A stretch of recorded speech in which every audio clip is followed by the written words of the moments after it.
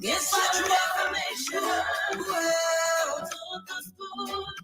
Yes, I true.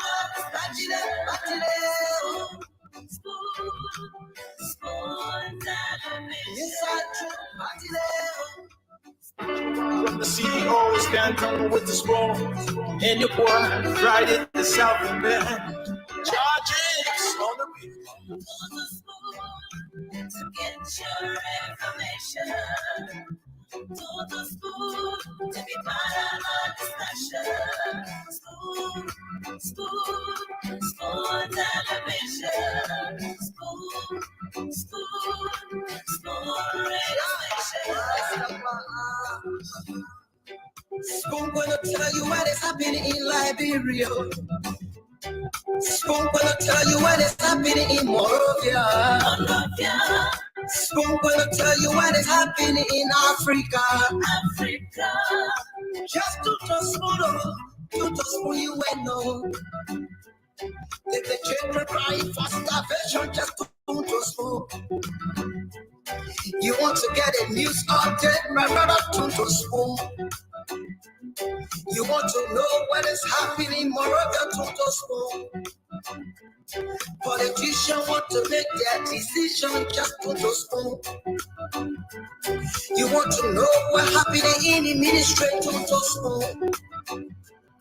Yeah, to spoon.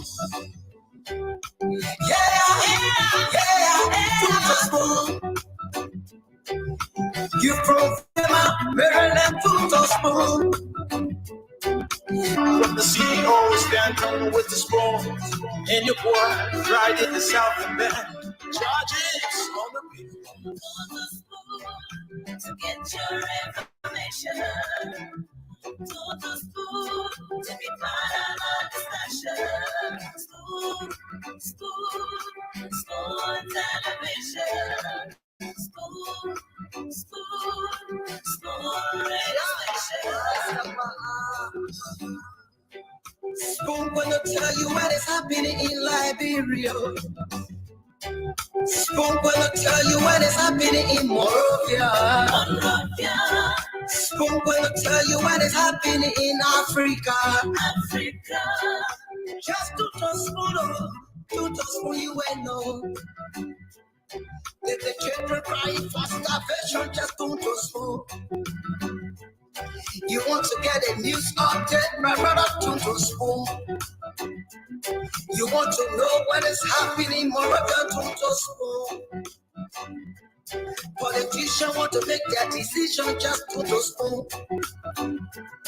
You want to know what happening in the ministry to spoon. Yeah, to spoon. Yeah, to spoon. You from Vonjama, Maryland to spoon. Yeah, to spoon. If you eat kebab, graduate, my brother, to spoon. You got a spoon TV, you got a spoon radio, to spoon. Yeah, to spoon.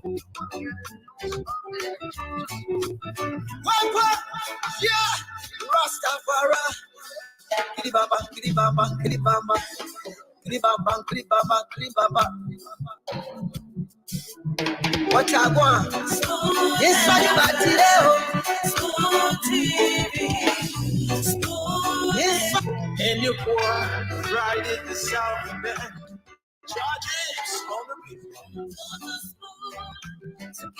And your boy right in the South Bend. Charges on the beat. To get your information. To the school, to be part of our discussion. School television. School radio station. Spoon gonna tell you what is happening in Liberia. Spoon gonna tell you what is happening in Morovia. Spoon gonna tell you what is happening in Africa. Just to spoon you ain't know. The children crying for starvation, just to spoon. You want to get a news update, my brother, to spoon. You want to know what is happening, Moravia, to spoon. Politicians want to make their decision, just to spoon. You want to know what happening in the ministry, to spoon. Yeah, to spoon. Yeah, to spoon. You from Funjama, Maryland, to spoon. Yeah, to spoon. If you eat keep on breaking like my brother, to spoon. You got a spoon TV, you got a spoon radio, to spoon. Yeah, to spoon.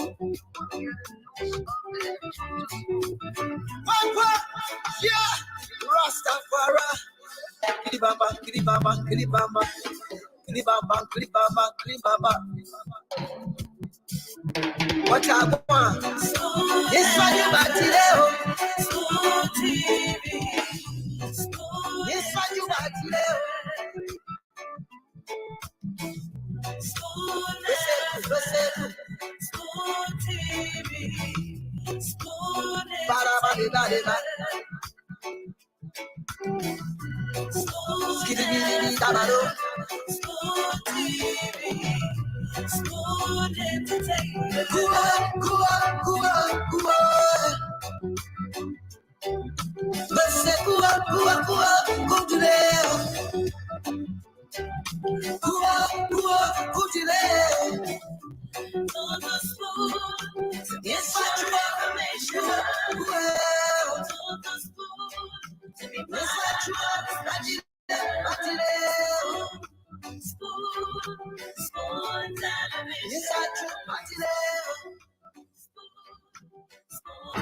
From the CEO standing with the spoon, and your boy right in the South Bend. Charges on the beat. Okay, folks, welcome. Thanks for being there. Welcome to another edition of the program Spoon Talk. We are live for you on Spoon 107.5 FM, Fabric 101.1 FM, Super 95.5, and also live on all of our YouTube channels as well as Facebook. I'd like to say welcome. My name is Aaron Kuban, and I'm your sound producer for tonight's edition of the program. And I'm here tonight with Jean Samuel Gude Flomo, who's going to assist me in the entire production of this edition of the program. Minister Eugene Fagno is also here. And let me say good evening from my end and welcome. It's good to be back here at this lovely evening from Morovia. I'm in Congo Town specifically. It's great to be here, and good afternoon to all of you guys, wherever you are. I'm not sure where James is. Are you in Poland or Brussels or Germany? I'm in Poland. Yeah, you're part of the pro-Po agenda. That's why you're in Poland. Yeah, you're hearing me, Po. Po means a land that is Po. Po land. Don't correct the spelling, P-O-L-A-N-D. That's not what I don't care about the spelling. You are in what country are you in? Poland. You are the guys following the pro-Po agenda. I'm in a Polish people country. It's not Polish, it's Polish. How you Polish shoe? Polish. Yes. But you know, Kuban, you know, somebody called me and asked me whether your name was Kuban or Cuban. You just want to say something about it, Paul. The thing you want to say talking, nobody call you. You can't prove anything here. But you know what the person called me for? The person asked me. The person asked me whether the studio can be cool. Because anytime a man can either eat goalkeeper suit or he tie himself with 3 different shirts. What do you want? You see, look at Jean's skin. You can look at his hand. They maintain it to mulatto and all. That they light him, man. Gina now get bread. They light. Look at the light up there. That the light But making you ever knew that James could get fat? Can we start the show? You ever knew that James could get fat? He is not getting fat. I said his head. Oh, yeah, Gina getting fat. Now Chocon Flammer best friend talking to so. Anyway, guys, what we got today? They said the team plenty. We can't even finish all. Yeah. Oh, nothing so many major happening. They said Coach he threatened the Justice Minister and the Transport Minister. Then they say some kind of resignation took place. Then they say St. Joseph and Delon say he's taking Upper Memorial. St. Joseph say he's taking Lower Memorial. They almost joined in some kind of team to scatter it. But they were talking about money that was down on the floor. You know, all kind of thing happened today. So the Liberian people want to know what all happened today. They say, what's his name? Damon Slanger. They say today he asked nobody just join District 10. Bro, the election happened today, bro. Who do you think will win? They said one picking just to win, but bro, who do you think will win? Man, I give me food, vote. So we all kind of thing happened today. I don't even know who win our opinion pool. The man sent numbers back. It was narrow. I got information about Yeke Koluba getting about tech team with this lady Josephine David got 8. So it was narrow. Other people getting other numbers as well. So no, they said one guy came from the blind side. Blanc, both Josephine and Yeke. They call him Dr. Morgan. Even by way we should get Damo on the phone. Damo said, but who is this man? Neck to neck, the man went with them. Neck to neck. So we got to get Damo on the phone to tell us what happened over there. It was very surprising that this is somebody that a lot of people don't know, and he went neck to neck with Yeke and Josephine. I want Damo on the phone because I got called from 6 different persons, and I asked who is this guy. They said Dr. Morgan. And so I want to know who that guy is that nearly beat those 2 people. Where is he from? What is he doing? Why is he there? And then they got one other guy they call Emmanuel Dan. He been around. The Morgan guy. Yeah. My man, the man went neck to neck with the people the one I saw. That's why I want to ask Damo. I think talk about Emmanuel Dan. Emmanuel Dan is an aspirant in District 7 and not 10. No, Emmanuel Dan different. They said the man Maximum George run the beach and run by on the rock. So that other story, that different one. Talking about District 10 today, we got to get Damo on the phone. You will do that for me later on. So we can just ask him what happened there today. Yeah. But other than that, why y'all got on the ground? Because I just jumped in front to tell y'all the noise. Yes. So today we had a protest at the President's Jamaica Resort, the entrance to the resort. Oh, you said we had that people were protesting? No, I'm talking about Liberia. We witnessed. That's what I mean. I said there was, or we witnessed, or because, and I'm part of no protest. So wait, you know, somebody came in my inbox, and I was on campus where the person said the protesting to Jamaica Resort, the people were going to go smoke it. I thought they were just joking. And the person went as far as Facebook, the commented on my post. They said, so go there now, they're spoiling your smoking place. No, but the protest was actually by some guys from they believed to be citizens of Babalu County. They were protesting and calling on the president to intervene in the missing diamond case. James, you can recall that issue about the missing diamond was about $5 million. And since then, they are claiming that the president has not settled a war. He has not set a war since that incident. and the missing diamond. So they went there to call the president's attention to make comment into this entire issue. And the protest later on turned, disruptive. It was end up violent with some of the protesters sustaining wounds. Some of the protesters sustained wound, including some of the police officers. Because the video I watched from OK online, I saw one of the police officers there sustaining wound. They are claiming that it was one of the protesters that hit the police officer, and several of the other protesters had, blood oozing from their face. There's been reported that there was some tussle between the police and the protesters, and all of them were taken away in two police pickup. They were arrested. I don't know whether they were dropped off at another place or they are now in prison. That follow-up has not been done. That's one of the news that is trending here. The next one, you can recall, there was this unconfirmed report that my colleague, Baron reported last evening. And so today we make it our duty to go to Senator Zoe Emmanuel Pennant's office, where he clarified that he has no plan to join former Vice President Joseph Yeman Boakai. And I actually asked him as to whether, as a member of the caucus, he has information on any of his colleagues, especially Senator Marshall Dennis, having such an intention. And he said, no, he is not aware. And so he clarified that he has no intention to support Ambassador Joseph Yeman Boakai. Okay.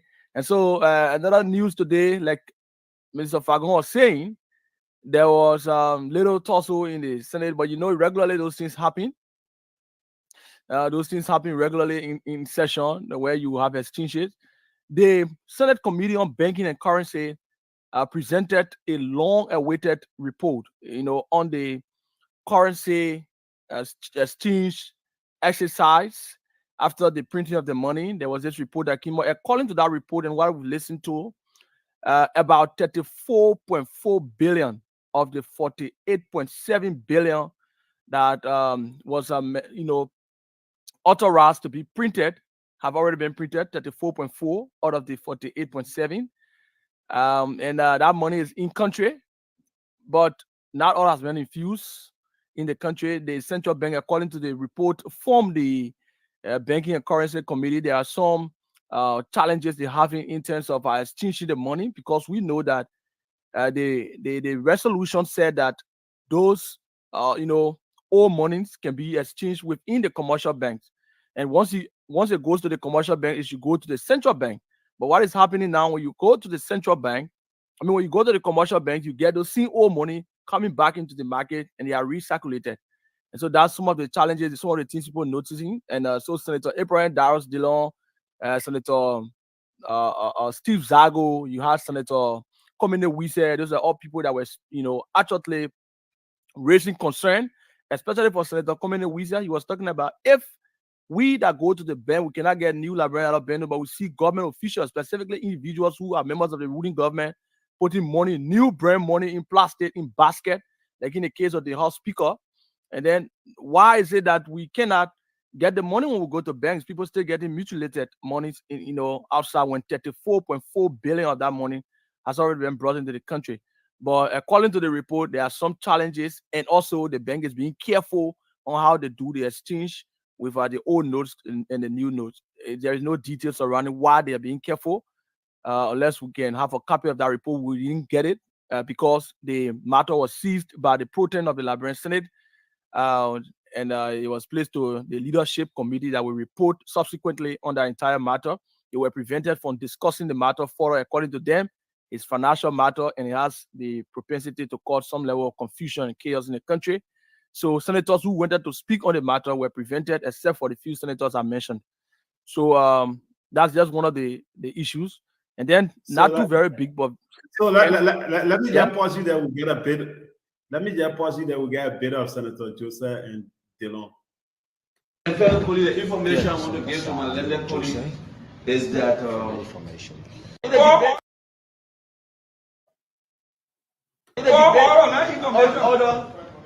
Order you want. I'm a friend of.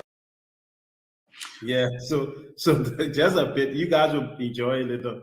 Why he left the plating? You just called some kind of old man in Lofa to waste a pound. But anyway, couldn't land on that note. Yes. Go ahead, Aaron. Yeah, so what you just saw, what James just saw was when Senator Dillon talked about government officials. I think similar statement that Communist Wizard made, that was the same statement that Senator Dillon made too, that government officials are passing around with Liberian dollars, banknotes, brand new, especially for those in ruling government. I mean, in the ruling government, they that's the CDC government, they are sharing money around in new notes when other people are not getting the new notes. So Senator Dillon was being concerned.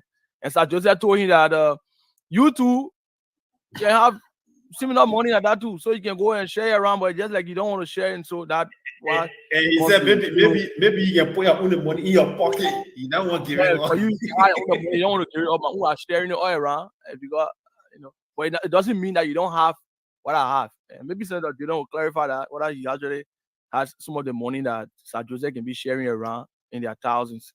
But that's the update. And one of the last things I would like to say also, Senator Prince Moyi today fulfilled his promise and gave a pickup to the legislative staff was in support of Ambassador Joseph Imam Bouaka election. And so you can recall when Madam Yombi Kanga Lawrence. Wait. Tell that thing what you just say. Senator Prince Moyi, Unity Party Senator Prince Moyi, gave a pickup to the legislative staffers in support of Ambassador Bouaka's election as president. So why about me? President of the Republic of about me and Good? But did I say I want one pickup too? Me and Good we need to move from Poland to Belgium. But I'm not supporting Bouaka. I'm not supporting him. Something wrong with you want talking on talk. I'm moderating. I'm supporting him. I say I'm moderating. I'll put you in the back. Who are you supporting, James? I'm supporting Liberia. You ever see Lofa man move from beyond Lofa man? Finish our topic, man. Yeah, so the vehicles are turning over today. Amos Twe, the Secretary General of the Unity Party, was there. He made that turning over ceremony to the legislative staffers. They are supporting Ambassador Joseph Imam Bouaka re-election. And the mandate is for them to. Sorry? How many people they pick up for? Legislative staffers in support of just don't call them up. No, I will not really have the number yet because they I don't know whether they're many or little, but I don't have the number. My only concern before I welcome what I push and stop. Before I welcome the former CEO. It's a youth pickup. The youth pickup. It's clear that before I welcome the former CEO, my only concern is you can't be going to turn over pick up key to somebody, then you take care to go there. So I hope you carry the key on board. You going to get it's parked in the capital building. It's parked there. No, what I'm saying it's like you asked me to go and present a pickup truck, right? But I'm where I used to go turn over key. You catch the joke? The man who going to present the pickup. Now, where he ran. It also be that. Okay? But anyway, guys, you're welcome. I know. What do you want to say, James? Because when we start the show, you're not talking. Yeah, we still get an update. I thought you were starting up. No, I come to tell you, you always get all the international connection to the update on the ground that people like Mr. Kuban don't see. So let me welcome Daniel Sano, spokesperson of the Liberty Party, LP, because that mean how you call him Benete Mokansu today for me saying LP, Liberty Party, because he didn't put Liberty Party, he said LP. It can be Liberia people. But anyway, welcome, former CEO. Let's wait for James, and then I'll bring in the CEO to hijack the show.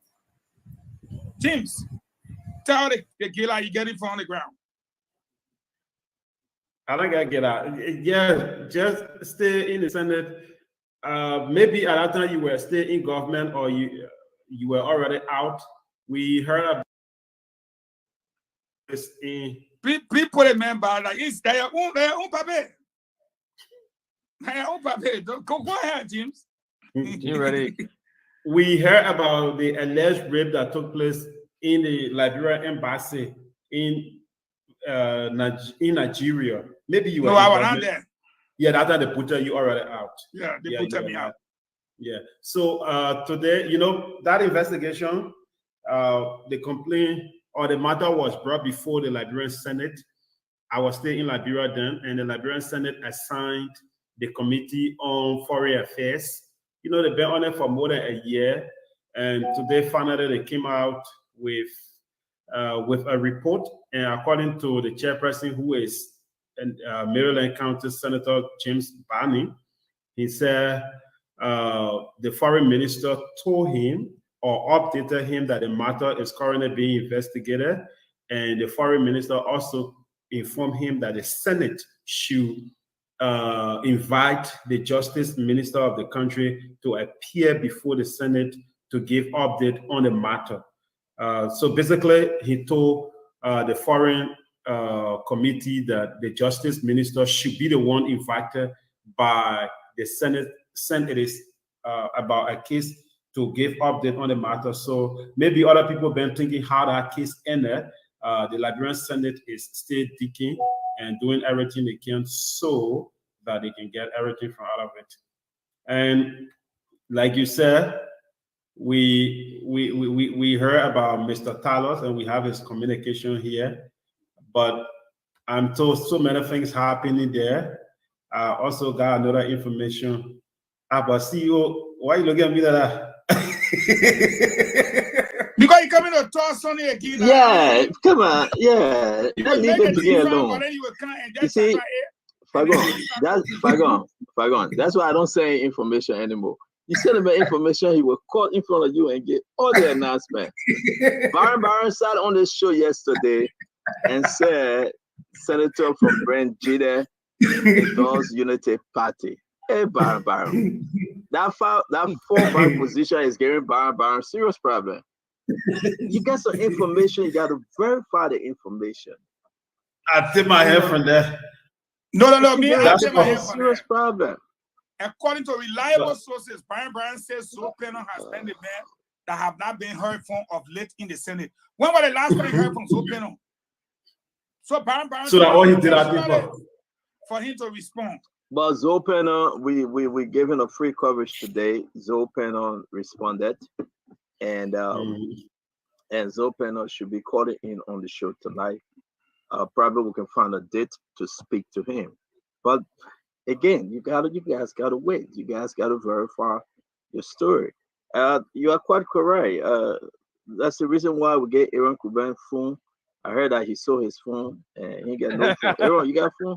James said you sold your iPhone 13 Plus. But I business again. I just started asking for help. I gotta announce it. So Aaron started my helping with money to repair the phone. If I announce it, then you'll be the Asset Jackson. So let me announce the one. Yeah, because let me better announce. If I announce it tomorrow, the man will be the Asset Jackson. So, no, the phone spot. The phone. Ready? The man feeling rocking the phone. Leave the man. He's told the CEO I sold the phone. I know you got it from my man. When the phone got that, I heard that man racked the phone to political purpose away. I'm picking. I want whole day buy own things and buy our own thing. We got Dylan. Dylan is getting ready to be on the show. Dylan is very, very angry. Dylan is very, very firing today. Dylan, you saw in the Senate. What was happening between him and Sir Joseph? Don't fight your money, baby. My man, show the video. I will show a video before the man come up. Even before Daniel Sanders say anything. My man, leave my story alone. Good day. Put the video up, man. What you mean? Where you're basically put the video up. Let the people see a good day. I get a bit. Let me get that. Order. Order you want. I'm a friend from Montoro. Yeah, I can tell the order. But everybody receiving LG here. Everybody receiving LG here. Nobody pretend they're receiving LG. Of course, you can see you calculate the amount of money that you got. How you say you're not getting some of the money and you get the money? Everybody getting the money. No, everybody getting the money. No, just say that.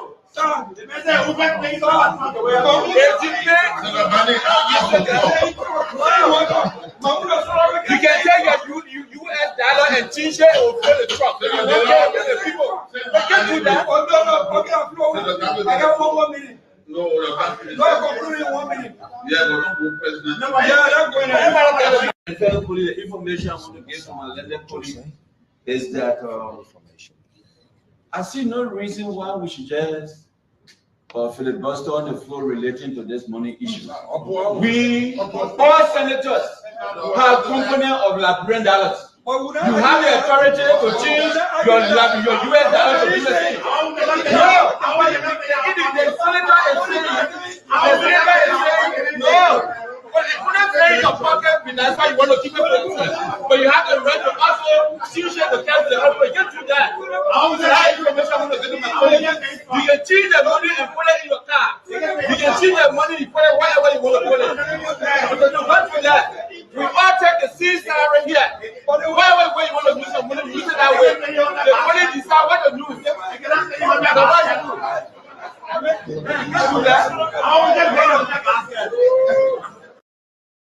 So, but guys, listen, seriously speaking, and thank God the senator is coming on. Folks, we got Senator DeLong coming on. Tonight would be one of his best, and tonight would be one of the, listen, you will have the time to ask him your question. You can put it up. I want to understand from you, Fagon, what was Sir Joseph's argument? Sir Joseph's argument was that you have the US dollar component and you have the Liberian dollar component. The law argument was, yes, I agree, but it will not fit in the whole pack of a pickup truck. Sir Joseph counter-argued that, hey, forget about the Liberian dollar component. If you choose if you change your US dollar component, it will fit in the back of the truck. You can put it in your pocket, you can put it wherever. But here is the real argument. Why are they arguing over the money? It's because people saw the quantity of new banknotes that was being funneled around by members of the legislature who are also members of the ruling establishment or ruling party. And for that reason, since the new money came, Prince Johnson in Accra, everybody in Accra, nobody can see the new money coming through the bank as was intended to kind of change the bad banknotes, dilapidated, whatever you want to call it, banknotes. And so at the end of the day, people are wondering if the damaged banknotes. So I just want to hold you there. I understand. I know where you're coming from, Fagon. Yeah, I just want to get in. Why are lawmakers having the oil around in car? And that's a legitimate question. But I want Liberians to understand though, and thank God the Lord is coming. Daniel, it's not because you are a friend. Mutilated it's not because the Lord is your friend. You're talking about Arsenal and Manchester soccer game. Put that aside. Be serious today with the Liberian people. Sir Joseph's argument that, listen, we take pay in Liberian component and in US component. Put me the picture of Buffer Chamber. Put that picture up. And you also put up the picture of that representative of the guy that run it. But what are you doing it for? Go ahead, let me talk in loading it. My computer is freezing. I can't use the mouse right now. All right. Yeah, so let me see some. If it is up, I will put it up from my end. James, up. Please. Okay, please don't pull it down. So Sano, coming real quick because Delon is ready. I want to bring him in. But did the argument yet, Sano? Does he have any argument? Look at this guy. Look at this amount of money. Is this about taking pay in Liberian dollar component, Daniel Sano? Is he frozen too? So Fagon, I'm going to bring Delon in. Talk to me right here. Look at the amount of money in front of this guy. Let's say the Liberian government said I give you 50% in Liberty and the other 50 in US dollar. Look at this amount of money. That amount of money is not the issue, Stanton. But what is the issue there? You can clearly see that that money is not money that they change outside. That money is for in the vault. Look at it. What about this amount? What about this amount? In the vault. That's the speaker. That's the speaker, right? That's the speaker that traveling with thousands of Liberian data. Thousands, brand that's new. Millions. Stanton, you don't know how much. Okay, so I don't know money. I don't have But some. the new thousand that you're looking at. So let's bring in Delon, because I think, thank God Fadika is here. But I want to bring in Delon because let's start with this money conversation. I'm going to bring in the Senator, Senator Abraham Darius Delon. Thank you for joining Spoon tonight. You are always welcome. Again, no holds barred. We're going to discuss the issue. Thank you for joining Spoon, sir. You are muted. You are muted. You are muted. Thank you, guys. Thank you, Stanton. Thank you for the invitation, Minister Fagon, Fadika, good day. Let me say good evening in Liberia to listeners on Spoon, on the radio, and on the social media, and good day wherever you are around the world. It's always a pleasing pleasure to be here. I'm here. Thank you. So, Senator Delon, you are here. Like always, let's get into this conversation because we have no time. 4:39 here. That would be 8:39 in Liberia. I want to play this video. This video is going all over crazy on social media. Your argument with your fellow senator from Musarado County. Who's right? Who's wrong? Let's listen. You can better explain to Liberian tonight. James, put up the video. I'm going to put it up from this end. This is you over here. Order. Order you want. I'm a friend from Monterado. Yeah, I can tell the order. But everybody receiving LD here. Everybody receiving LD and nobody will pretend they're receiving LD. Of course, you receive. You calculate the amount of money that you receive. But how you say you're not getting some of the money and you get the money? Everybody's getting the money. No, everybody's getting the money. Oh, just say that. So, Senator, let's pause it for a minute. What's your argument? What's your sticking point in the discussion this morning between you and your colleague? I can understand that we want to sensationalize the discussion, but I will put it in perspective. I'm a senator, humbled to be senator by the people. Back in 2020, the Central Bank of Liberia, through the executive, made a case and made a request to the legislature to print new Liberian banknotes to replace all of the Liberian banknotes from the market, the legacy banknotes, meaning the old banknotes. The central bank said the people had lost confidence in the banking sector. The money was not in the bank. The rate was flying high in the ceiling. There was no control. Money was getting mutilated. And with $16 billion and $9 billion continue getting missing, they just wanted to change all the money and for us to get a completely new family of banknotes so that the central bank can be in control to regulate. My argument was, and few of us. Sorry I know you like the sense. Senator, do you have something on? Hold on 1 minute. Do you have something playing? We're getting feedback from you, like TV or something else on? No, not TV on. I have to use my headphone because my main phone volume is low, so I'm using a microphone through the headphone. We're going to manage it, something playing for your back, that's why. No, what playing in the back? You know the community churches in the area. Okay, we got you. The people are in church and right under the window, and you dare not tell them not to do it. No, we good. Yeah. We good. Yeah, go ahead. Yeah. So, permit me so that for the sake of the proper information, we'll come to that clip between my colleague and I. But I want our people to understand that when they sent us to the Senate, notwithstanding the politics of who supports who, but our function as senator, we continue to remain focused on that. we argue, some of us argue, were 9 senators who argued then that the fact that the people lost confidence in the bank, in the sector to bank their money, that means the people did not trust the bank. If you put $10 in the bank and you went for $5 and the bank said they can only give you $2, the day you get another $10 or $20, you won't put it in the bank.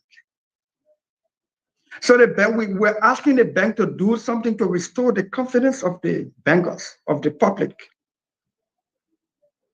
When you restore that confidence, when you take steps to restore the confidence, then we can change the money so that when the people are transacting with the money, they can have confidence to bank their money. But short of the law, there was a resolution signed by majority of the Senate and the House. I did not sign. We were 8 senators who did not sign that resolution in 2020 because my common sense told me that when a bucket is leaking and you want to fill the bucket with water, you either first patch the leakage or you change the bucket to a new one or a different bucket before you pour water in it. The bucket can be leaking and you keep putting water in it and expect it to get full. That was my common sense theory backed by consultation with experts when it comes to financial matters. Because that's what I do as a senator. Those areas that I don't know anything about, I consult so as to inform my argument, my debates, and my vote for the people. Because the central bank did not convince some of us, so we did not sign the resolution authorizing the printing of $48 billion. $48 billion will be the largest volume of currency banknote ever printed in the history of Liberia's founding or existence.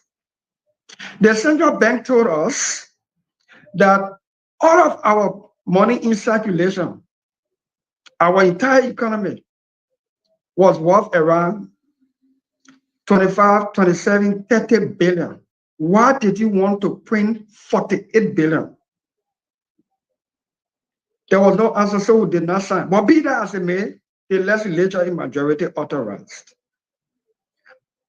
Since the authorization, we kept asking for the status of the printing of the money until today, finally, the report came.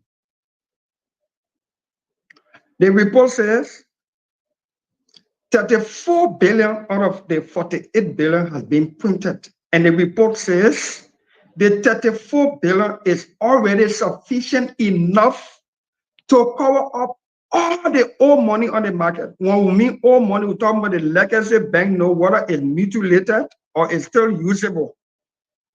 When they say legacy banknote, normally when I listen to Spoon, we like to talk for Ma Mary and Ma Jordan. When they say legacy banknote, that means that the money that already in circulation, whether it's tier or whether it's still good. But once it is not the new money that they printed, completely different money that they printed, the volume of that money is less than what the central bank has already printed off from the $48 billion. So my question and my argument, few of us was, why is it that we still interchangeably using the old money and the new money? We wanted to know, why is it that this money is not in the commercial bank when you have more new money printed, new family of money printed, and that can cover up all the money that were in circulation that we want to change, the old money. And 2, when will be the cut-off point where we state as a country that after a certain time, the old money will never be used in Liberia as a legal tender? Those are the critical questions we need an answer to. Now, you bring $34 billion, the $34 billion can cover up all the old money that you wanted to change, for which you wanted to print 48 billion. But the money is not in the central bank. When the money is not in the commercial banks. When you go to the commercial bank today, they give you the old money. Why is central bank not dealing or infusing the money into the central banks and the commercial banks so that the people can do business with the commercial banks, getting the new money? And as you go deposit the old money, they give you new money, or you get deposited old money, it goes into your account. And whenever you go withdraw, then they give you the new family of banknotes. That has been our argument. Now, the pro tem and few of our colleagues were uncomfortable when the aspect of the politics came in, because if the money is not in a commercial bank and it is not being infused over the counter or by transaction, legal transaction through the bank, how is it that the money is in huge volumes in certain public officials' hands, loosely, as demonstrated by the photos that you saw? It was when my colleague, understandably because of the politics, he said, all are getting the new money. And that was not the argument. That was not the argument. And that's when you heard when we said, James Barney and a few of us said, the money we're getting, our salary, it can fit in pickup truck. It can fit in Ghana must go bag. Where the other people getting the money from? That when you, even a senator or the ordinary person, forget about us being the senators. We're speaking for the ordinary people who don't have access to this money, who will go to the bank and the bank will give them mutilated money of the old money, and they can't even use it. Also, what happened to the new money? And then our colleagues say about all getting the money when we take people can get the money. The money you saw buffer chamber then carrying all around. The money you're displaying on photos here, that people's salary there, is that how we should transact? Do you go to any sound country and people, you see politicians having volumes of brand new money sitting in front of them on table at political places? Is that how we want to do our money? I can understand Sir's argument. He has to prove to President Weah that he's standing up in the Senate when we are standing up to do the right thing. But his argument did not make sense, so the pro tem cut him off. But I thought James Goode or your institution, we have played the debate of the real issue that caused Sir Joseph to bring the politics in today. Where's the money? If you print that $34 billion, and the $34 billion can cover all the old money that already in circular flow, why are we still having the old money in circulation?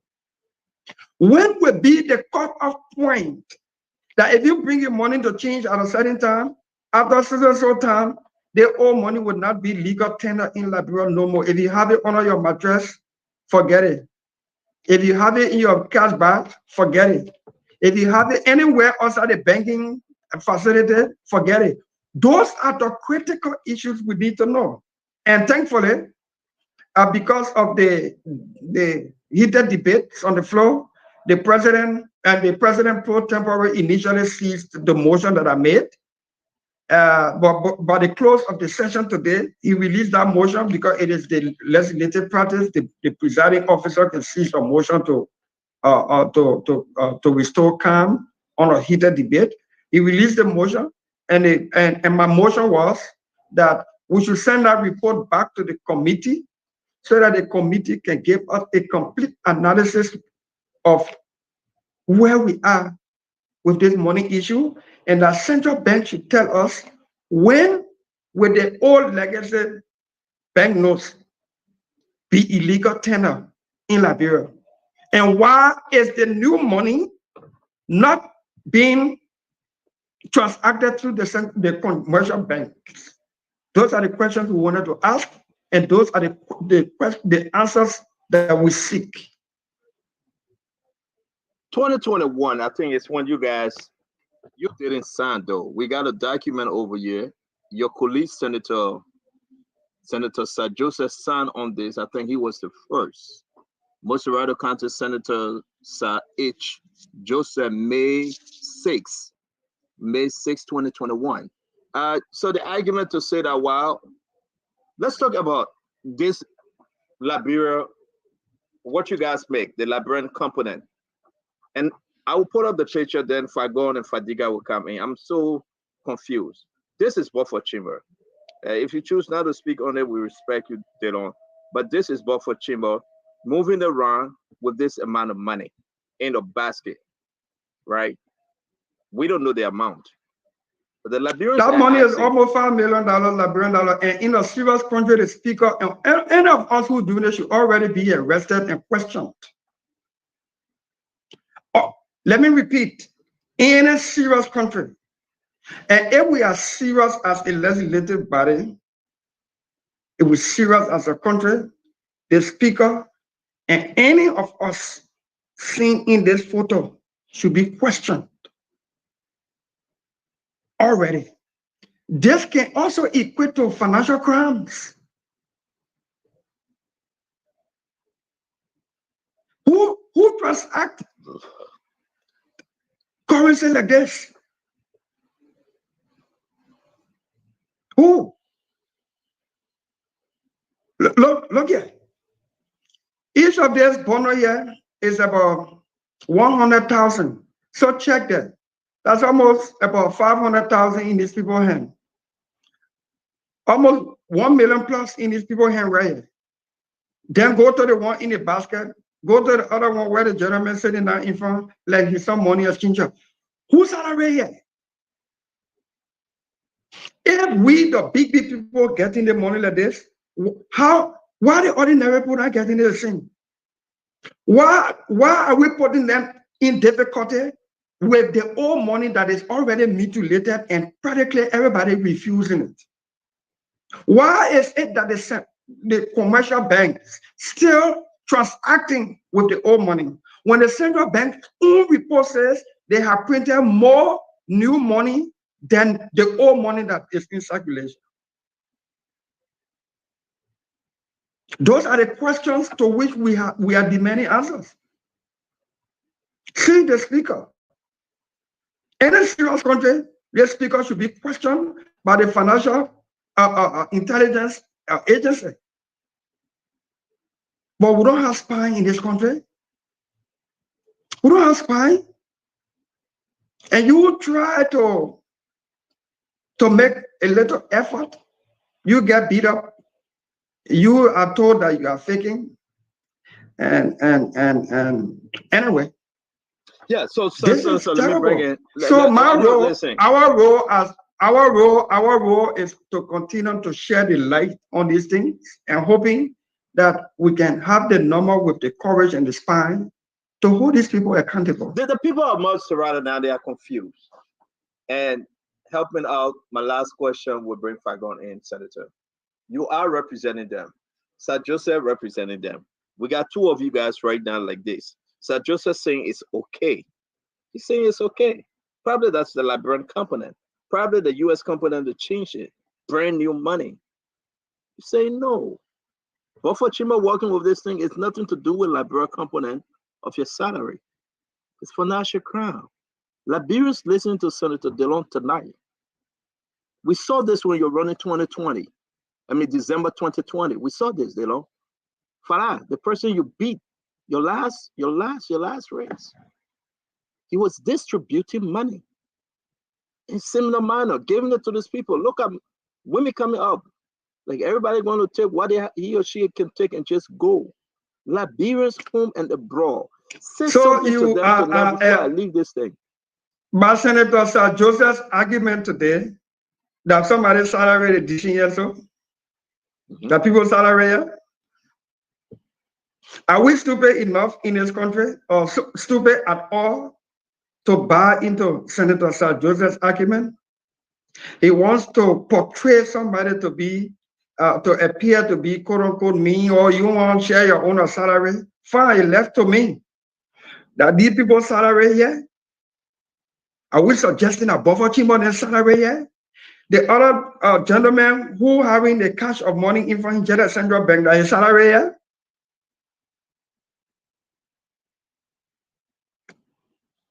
Thank you, Senator. Honorable Fagon, your take. Well, thank you. Judging from what I'm looking at, anyone who's been in Liberia, you will know that each one of those bundles have 10 in it, and each one of them is 10,000. 10 times 10 is 100,000. So each one of those bundles is 100,000. And I'm not exposing it, it's public record. The senators, I think, make around 250,000 LD, if I'm not mistaken. Correct. Component.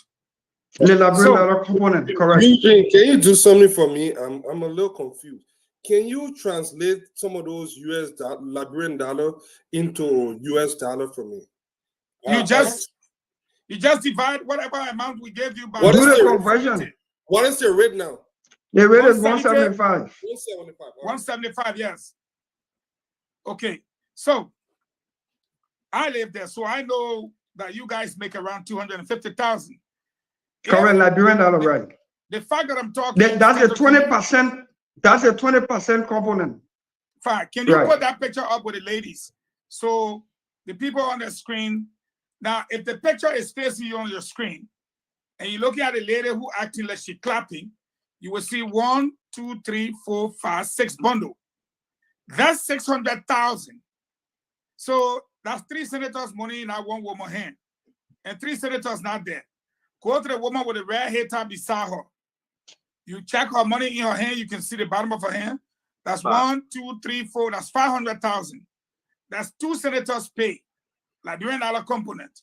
So right there now, you got 5 senators. The one in the blue dress beside the guy in the green t-shirt. That's 1, 2, 3, 4, 5. That's another 2 senators Liberian dollar component. And then you can go to the other lady. I don't know who's on the other side. So I don't think the argument is more so about the senators, you can change your money, this and that.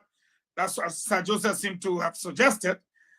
Sir Joseph was looking more or less to maybe at the Liberian dollar component, but it still cannot fly. Because even one senator, when I made all I want over there, let me put it in Liberian English. So I want to ask Senator Dillon, your cardinal functions, lawmaking, oversight, representation. Today, you guys are there. Are you suggesting to me question A to my question? That's A and B. Are you suggesting to me in that hall today that CDC had more senators in that hall than opposition? Question 1. Question 2. It went back to committee room. After it has stayed so long since that money came, my dear brother. We're seeing the clear evidence. And that's what brought the debate. Why is it that the real focus was not placed on the fact that this money came ever since and up to now, the central bank cannot tell you guys what's going on. Whether they are retrieving the money, in fact, they have not said anything. What's going on, Senator Dillon?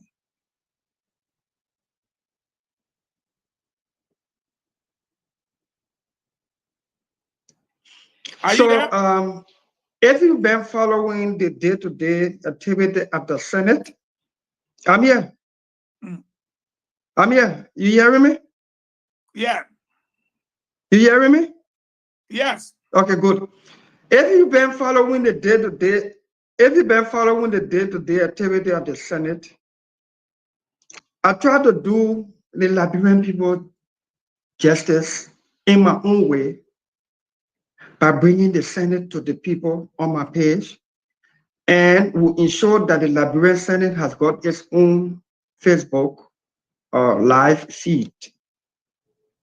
Since November last year, nearly every session that we go to, we ask for the status of the printing and infusion. I mean, the printing and the replacement of the legacy money.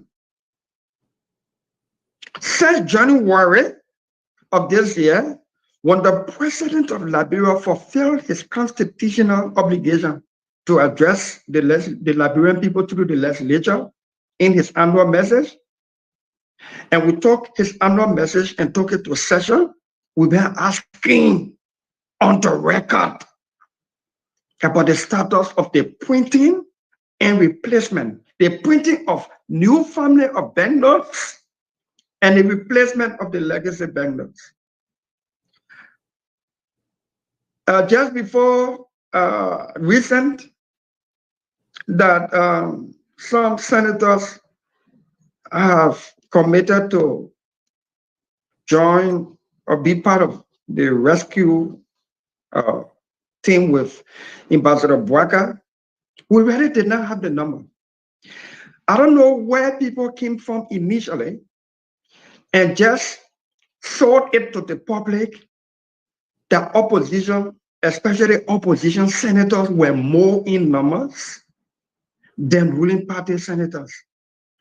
It has never been true. I don't know where people came from with the notion that the defunct CPP, the four-party CPP in 2020 won more seats of the 15. It has never been true. The defunct four-party CPP in 2020 won 6 seats out of 15.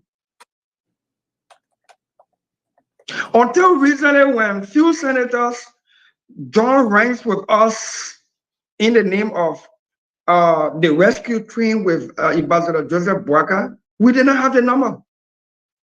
You have Senator Lawrence, Senator Jonathan Boyd, Charles Sigwe. You have Senator Steve Zago, Senator Jonathan Kapie, and very few of us, not more than 8. And most times, when the critical issues came, we were not more than 4 to vote the way we should vote, in keeping with check and balance and oversight responsibility. Thankfully, you like paper and pen. Take your paper and pen. You don't want to let the senator play book. So I can leave something with you today, so you can hold us accountable going forward. I get it. Moserado County has Senator Darius Dillon, opposition. You can count on his vote. Grand Bassa County has Nyomdi Kanga Lawrence and Jonathan Kapie. That's 3. Lopa County has Steve Zago. We have 4 from the Labor Party end. Okay. If you come to Bon County, I can now safely count on Prince Moi, and with our latest consultations and meeting, especially since the rescue mission came into being, you can include Dr. Henry Topa. Okay. And you go to Maryland County, you can now count on James Barney. Okay. If you go to Nima County, you have 2 votes in Jeremiah Kuhn and Prince Johnson that we never had before. Okay. And now Boto County has transitioned from being independent to being a rescue cousin. Okay. So you can now definitively say it is a number that we can count on. You can count on Senator Jonathan Sigwe, even though he's from ANC and firmly supports Mr. Cummings, but him along with Senator Daniel Nathan. And you can now include Wellington G. Von Smith. Okay. What's the number there? 13. 13 person can rock that floor. Yeah, let me. It may not be Let me. No, I'm coming. You called Nathan. You called Nathan name. I heard Nathan name. Yeah. But what are you talking about, Nathan? Daniel Nathan, yeah. Yeah. I'm talking about Nathan because I can give Daniel Nathan about 70 to 80% grading when it comes to voting along with us. Okay. All right. I can give that to him. The record is there. Daniel Nathan joined us. He did not sign the resolution to print money. Daniel Nathan joined us. He did not sign the resolution that caused the Liberian Senate to advise the president against war crimes court. Daniel Nathan joined us on a lot of issues in there. The days he did not vote, most times he was not in session. And I would not be unfair to him because he's from ANC, especially doing this political wrangling. I can give Daniel Nathan about. Vani Sherman does not know where he is. Maurice Toma Of course, you know, Edwin Smith is always on the private jet, so you can understand that. Joseph Jala had decided that forget it. Anything followed at the protest one, he would go to the Joseph Jala from Lofa County. Blebo Brown from Maryland joined CDC. Simeon Taylor, originally of ANC, joined CDC. Marshall Dennis and Joe Penner, of course, you know, they are CDC. Now, before these new, before the new baptism, we didn't have James Banning. We didn't have Prince Johnson's vote and Jeremiah Coon's vote.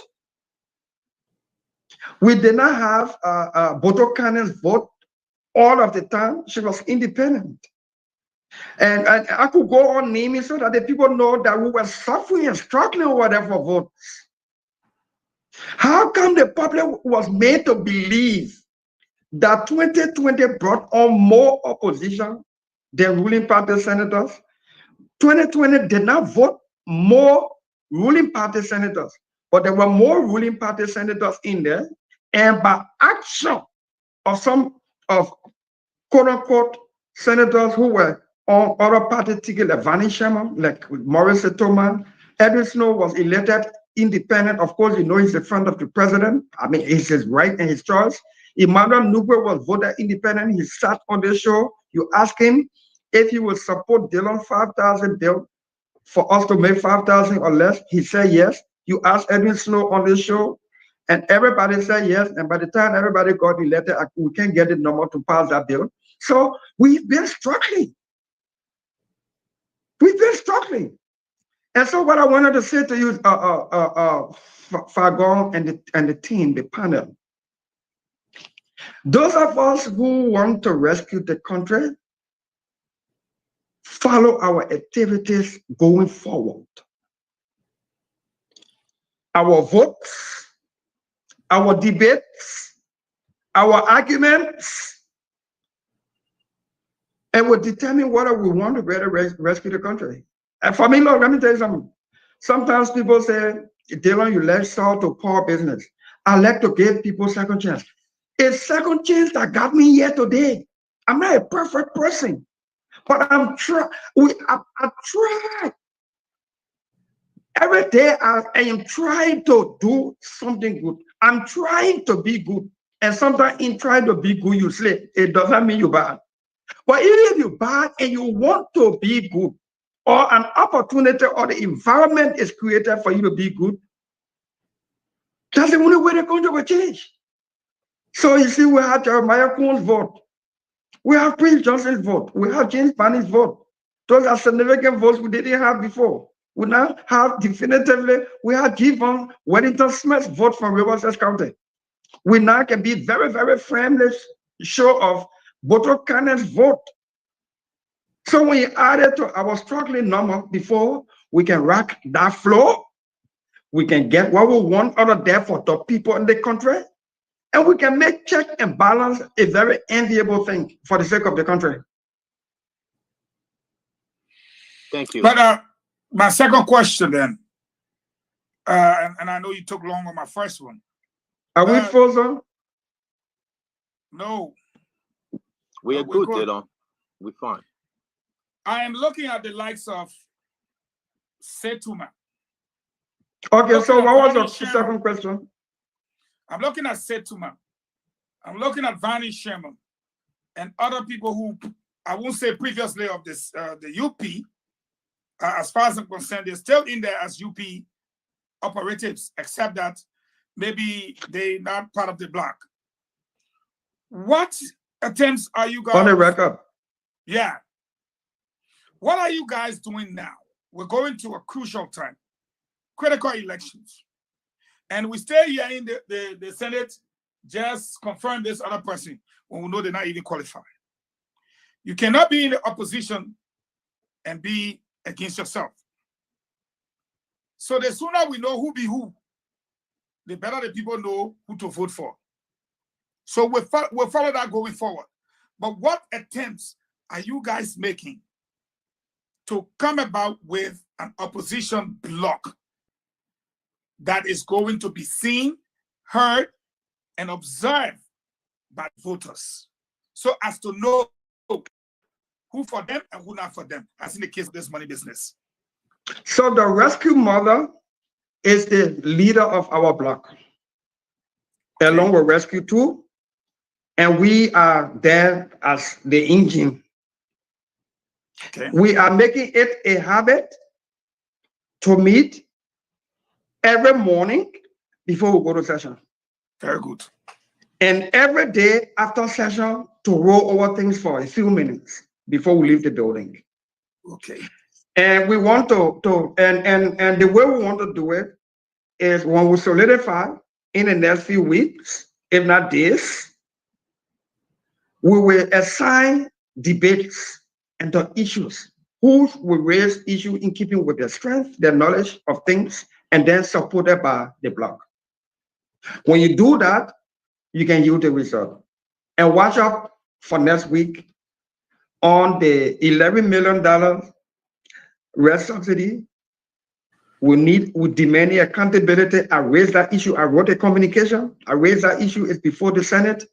Today, the Senate decided that the Minister of Commerce will be waiting to appear on Tuesday with the full accountability, full report. How much you receive, who you gave the money to, and how much you gave who. We want to report. And next week, the issue about this printing money and replacement of the legacy banknote is expected to be fully brought back before the floor. Next week, and I am a member of the Judiciary Committee and the Committee on Defense, Security, Intelligence, and Veterans Affairs. Next week, we are citing the Minister of Justice, the DEA, that is the Drug Enforcement Agency authorities, the LRA, the Liberia Revenue Authority, authorities, to come tell us what went wrong with $100 million cocaine case. What went wrong? The court records available need a lot of answers. So the block is building. I want to bring in Fadika. We are not I beg you 30 seconds. Can you update Spoon with an updated a list of members of the opposition bloc as soon as you get seen, either Monday, Tuesday, or Wednesday, so that we can know the members of your opposition bloc, so that if people don't sign onto it or they are not on that list, we know that they are either independent or they support. So we like to have a list of the members of the opposition bloc. Correct. Not because they say Barry Shema in UP or Maurice Setuma, no, they must be part of the opposition bloc. And one of the reforms that was successful in taking at the Senate that has never happened since the founding of this country, for the sake of accountability and record, we carry the reform that will vote on the record. That is why you see it difficult for especially a senator to deny his or her vote, because it is on the record. Even though it is manual now, we're doing everything to make it digital. But at least this manual record cannot be challenged or denied. Let me say Senator Dillon, on this issue, how do you vote? Yes or no? Good. So there are a lot of reforms going over there, and with us building this block in the name of rescuing this country, watch out for the Liberian Senate in the next few weeks. And I think they're going to get mad at me because my dear brother Fadika, I should bring you in. Damn, I'm feeling good tonight, man. No, I'm not feeling good there. The senator answer this question. Liberians are asking this question, and then we will end the show. Then we'll talk about feeling good. Senator, now you have almost 13 that you can clinch onto. Very surprised at Botokane when she said I'm a rescue auntie or cousin. Very surprised at that. When I met you guys in the Senate, she was quiet. She held onto her bag when we're in Liberia. She didn't say a word. And indeed, we beat on her. But what the woman doing? You know we did. We beat on her. But she spoke. Let me ask you. With the power now you guys possess, and some serious individual like Jane Benning, that now he care about rat. Don't tell me that you guys going to start putting some issue about impeachment and holding your very police then to account, like the pro tem, and questioning them. I know he's running again. The president, some ministers, directors, right now, can you tell Liberian people that you will hold them in a vote of no confidence and hold them in contempt? Even if the president tries, you can go after him with the vote of impeachment. Can you just say something? If you can educate us, DeLong. This is getting serious. So I would be careful not to give false hope, elevated expectation too early. But I would do it in a way that it is very manageable and it is possible if we can hold it together. I should also inform you that on Monday, a special committee of the Senate under the communication from Senator Nyombi Kanga Lawrence will hold a hearing on the road fund. Why companies in area are not paying. The pro tem set up a committee after we insisted with the new rescue mission number. The pro tem set up a new committee chaired by Dr. Henry Tokba and with Senator Darius Dillon as a member. And we are ordered to have two other senators for us to investigate why companies are not paying the road fund money when they are doing business in Liberia, active business. That hearing is scheduled for Monday. It was supposed to be held on yesterday, but because the National Road Fund administration is changing hands from Boniface Satu to the new lady who is officer in charge, she says she had just taken over. She needs to compile the record. The Minister of Public Works is out of the country. She should be returning over the weekend. This picture from a rehab center. You got it. Okay, we're going to get back to the picture, please. James, put it down, please. Go ahead, Senator. Yeah. Yeah, and the LRA people that's supposed to be collecting the money, and the Minister of Finance, who is supposed to be taking the money from the consolidated account to put it directly in the road fund account. They will have to appear before us on Monday. We will demand answers. If we can achieve anything even before we close in July for independence, we can rescue the country. Thank you very much. For me, that's a challenge. If we cannot achieve anything significant in keeping with oversight, let me say this. I come in Stanton, lawmaking,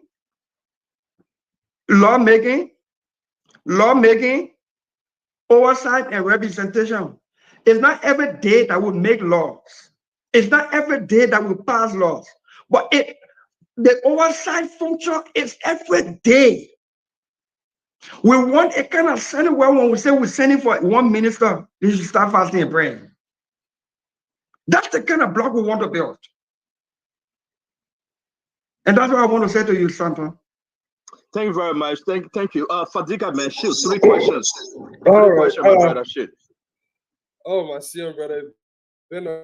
Nice to see you back. I'm glad that we are on this again.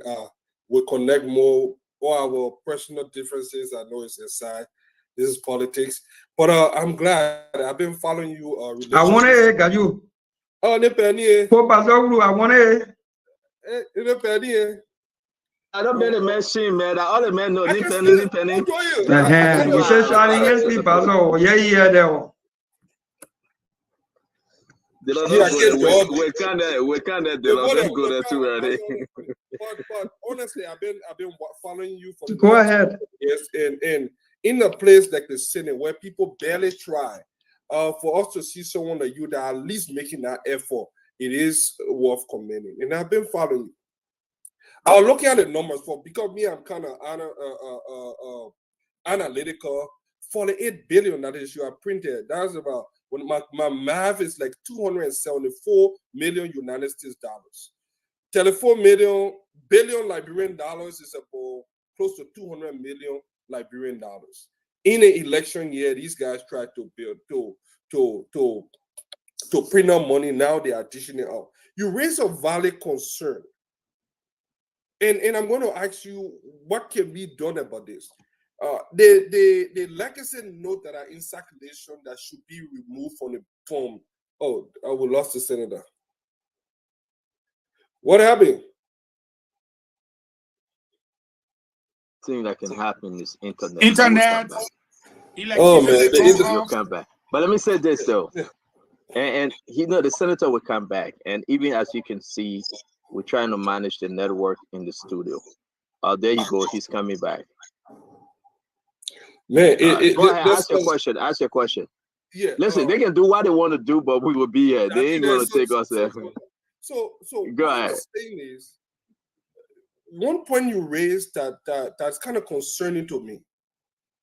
The old money that had taken from, or in America, there is a very delicate process because there is a serious corruption in that process. When you take the old money, there is no time frame, because one of the things that happened during the war, when Charles Taylor made way with billions of Liberian dollars, one of the first things they did was to change the note and in a short time frame make it illegal. So that means if you are moving it from on the other side and carrying it, bringing it towards Central Liberia, it was not usable. These guys, how can you guys ensure that the old money is not being laundered into buying all kinds of things in the country because they are still legal, while the new money is being held in the bank? And from what I'm gathering, is hopeless. What other recourse can you guys use to ensure that this government is doing what it's doing? Because from what I'm seeing hearing frustration in your voice. Are there anything? Can the citizen be involved? What other legal means can you guys use as senator, despite your decimal number in the city? What other means can you guys use to make sure that this government is doing the right thing? Oh, I mean, that's your question short back. Your question kicking the man out, my man. Folks, we have Senator Abraham Darius Delon. He will be back, and he will be back. We are having some very serious conversation on this money issue. Let me show you this while we wait. This is why it is concerning. No, if you're supposed to, you see the amount of US dollar when you put some, you're supposed to take the old money from the market. We already have problem with the mop-up exercise from this government with the first $16 billion. So, all right. So, yeah. So I just want you to address that, and then I don't know whether you want me to rephrase the question. No, I got a question. Senator, he heard the question. He heard the question. Yeah. Go ahead, Senator. I got a question. So let me answer you this way. I'll think about this. As we grow the number, you will get a result. If the people can get the result, the people have oversight responsibility over the legislators. Just how the legislators should have oversight authority over public officials from the executive, including in the judiciary, it is the people of Liberia, it is the citizens themselves who are our legislators. The citizens make the highest law. That is the Constitution. That is why before we change it, we must go back to them. The laws we enact, the statutes, the customary laws, and what have you, we can change them just among ourselves, repeal, amend, and what have you.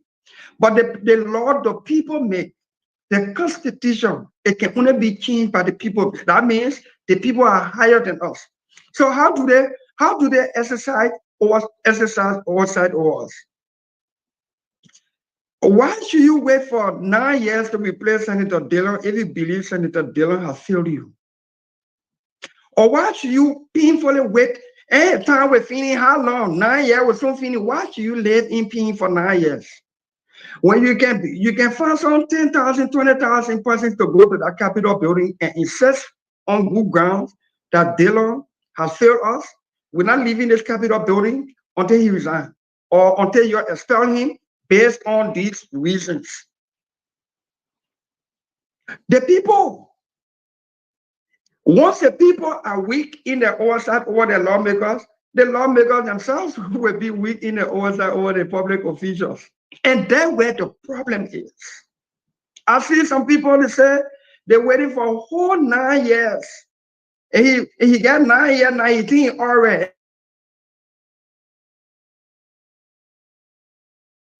This internet, man. But this is a very huge revelation. Honorable Pango, if you guys are listening, a lot of people don't know that they have that right. A lot of people in our country just feel helpless. Yeah, but something can be done, and something will be done if the people themselves put themselves together. I checked, and there were 13. Yeah. If you add another 4 or 5 to it, it's the majority. It's the majority. No, on the other side. Yeah, he's trying to come on. Let the senator set up. So, but let me ask you a question though, for Fagon and you and Fadika. Hey, I don't know what's happening, Fagon. You know better than I do on these things. A lot of folks turning in to listen to Senator DeLong. A lot.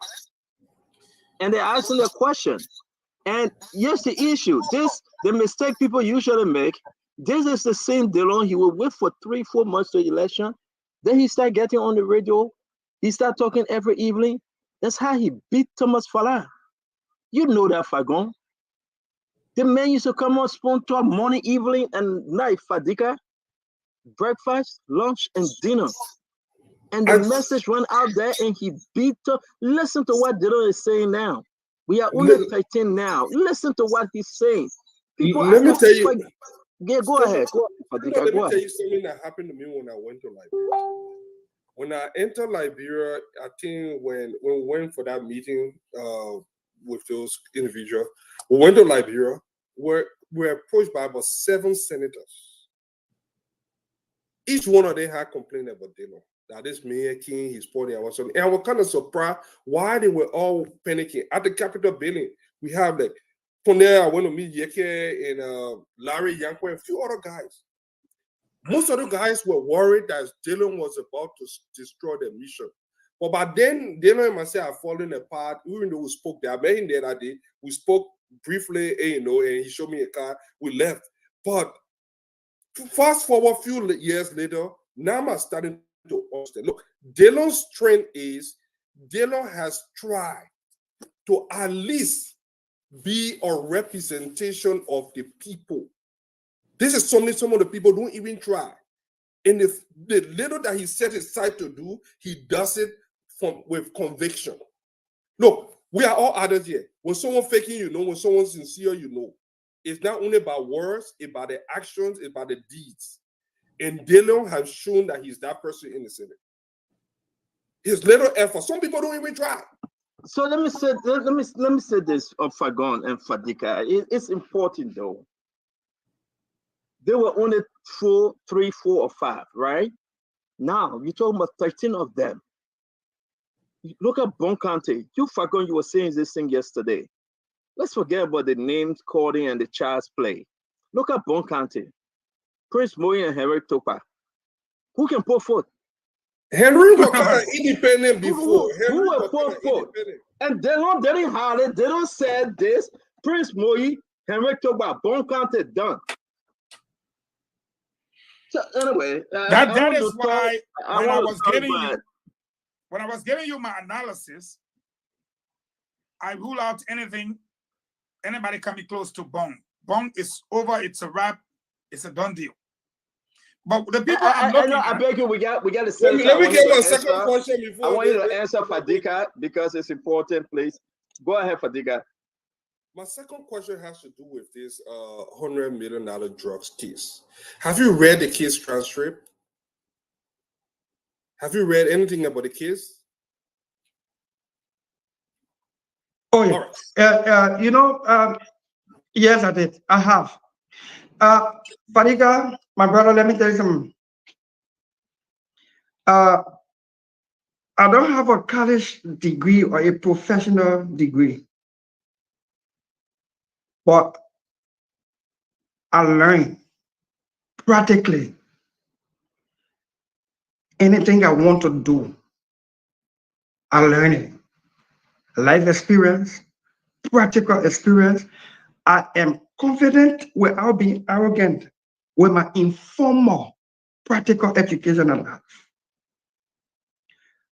My practical experience from being in the prosecutorial arm of government for 11 years got me where I am today, God first. I follow the kids. All of you on this platform know my passion. My passion is to rehabilitate our people on drugs, substance abuse.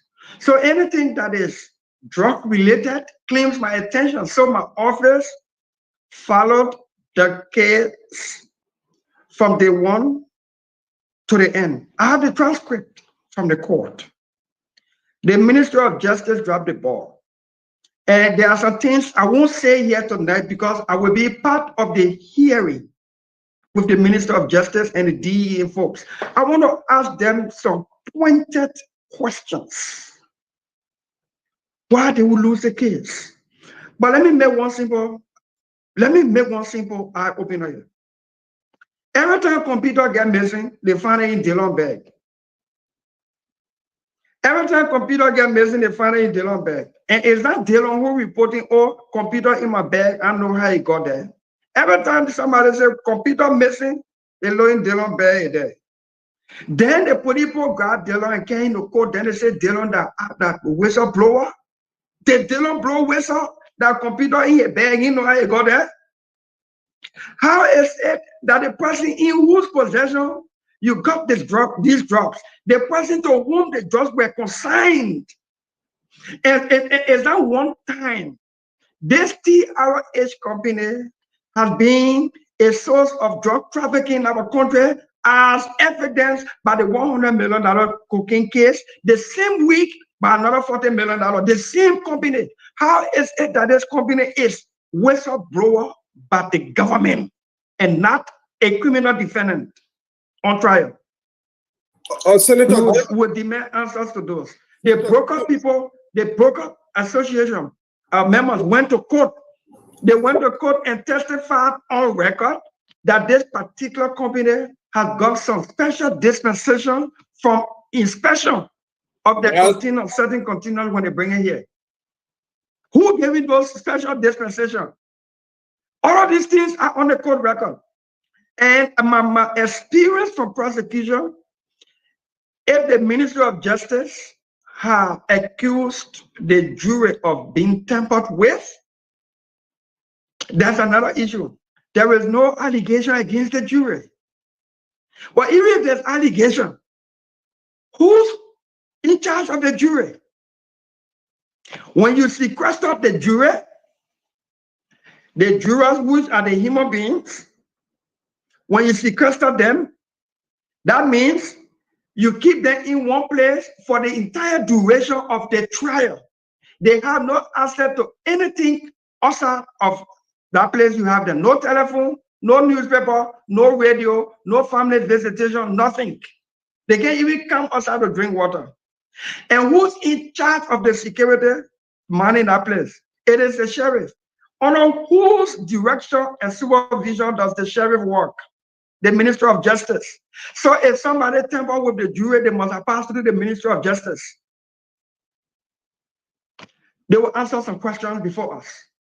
$100 million cocaine case in your hand, and the transcript, we have it.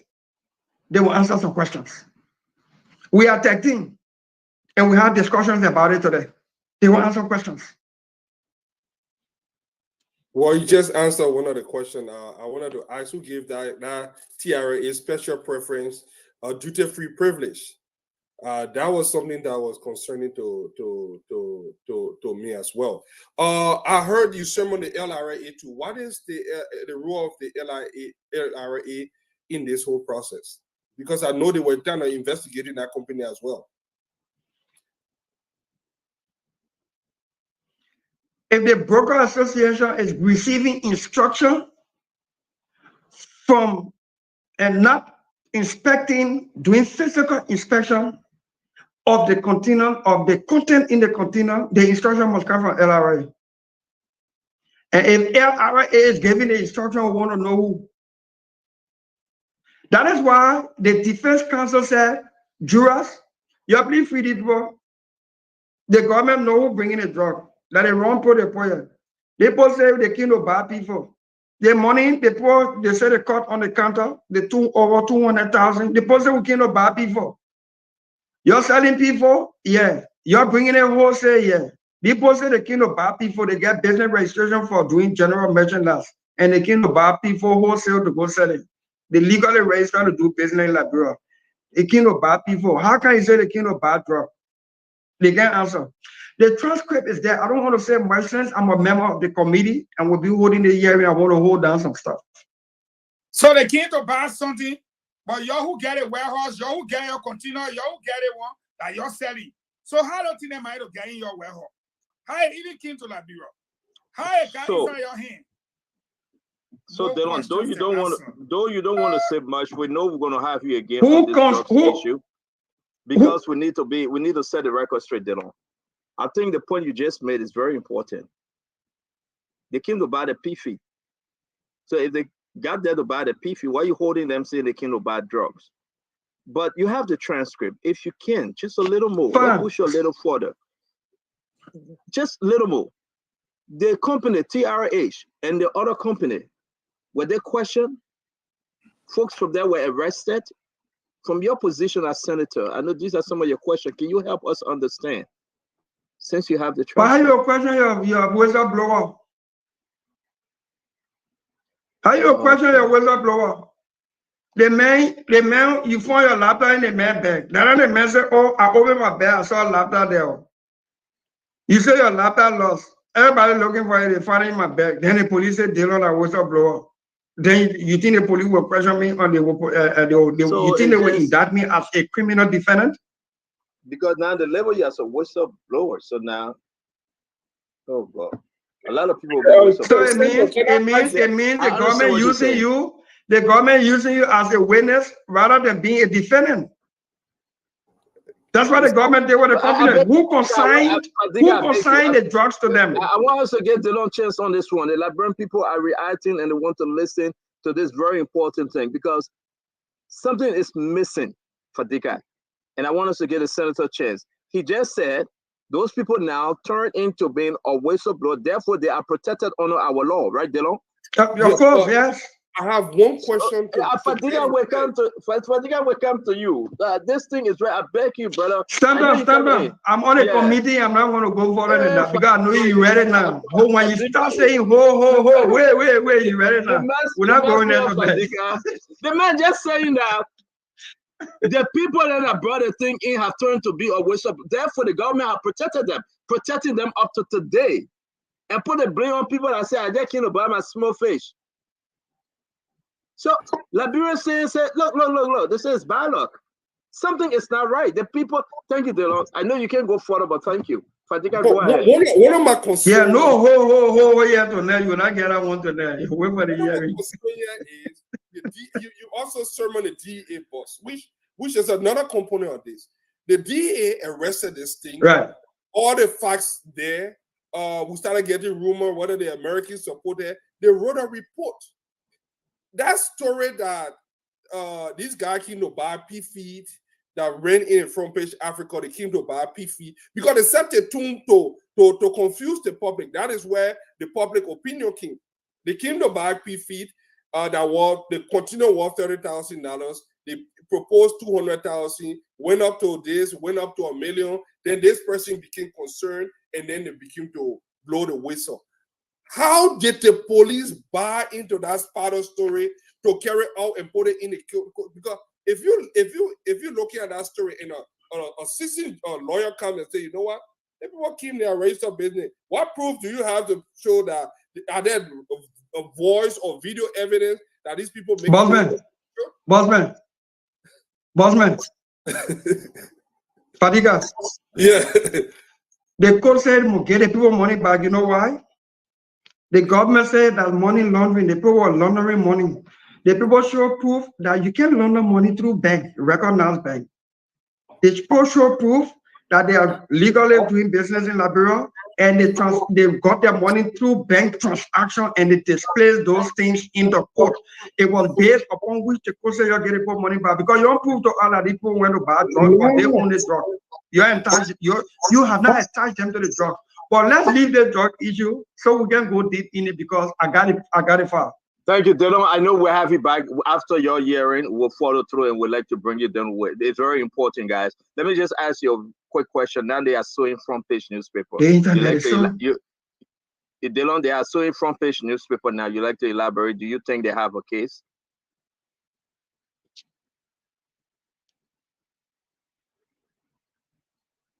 Senator? They're doing what? They are suing front page newspaper. There's a lawsuit on front page newspaper. You think? Yeah. Who's suing Front Page Africa? Those guys and those guys that are involved, the whistleblower and the other folks, they are suing Front Page newspaper. My question to you: do you think they have a case? You like to speak on that lawsuit if you have seen it? So is it a company that is suing Front Page? Is it a company that is suing Front Page Africa, or the judge wants to hold Front Page Africa in contempt for alleged acts of bribery? Exactly. The judge.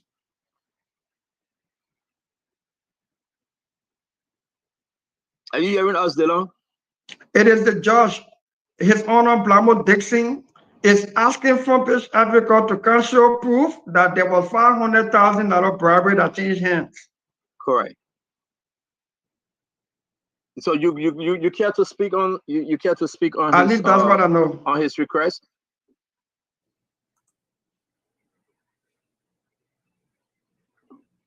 Man, the internet is. Hold on, guys. I know the senator well, is there. If the paper alleged it, maybe the paper has proof. Sorry, Senator, I'm calling you. You can talk to us through the phone, but you stay on the screen. That would be better. That would be better if I'm not interrupting your live feed. No, he's going to mute himself. All right, you mute himself. If you can mute your device and go through the cell phone. Hello? Yes, you're good. We can hear you. You can hear us? Okay, good. Good. No, don't turn yourself off. You could stay on the long. That would no, the internet, I don't know what's happening.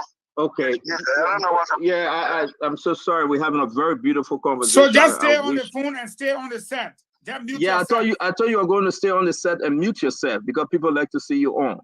It'd be very That's what I wanted to do. That's what I wanted to do. In fact, I'm better when I'm in studio. Yeah. So if you don't mind, we can shift this discussion. I will be in studio itself, if not tomorrow, Monday. Oh, let's do tomorrow. That's fine. We would, because we can't just let go. Let's do tomorrow. But let's have you on the phone for now. Let's have you on the phone for now while you prepare to get in studio. I'm not very good when I'm on the phone.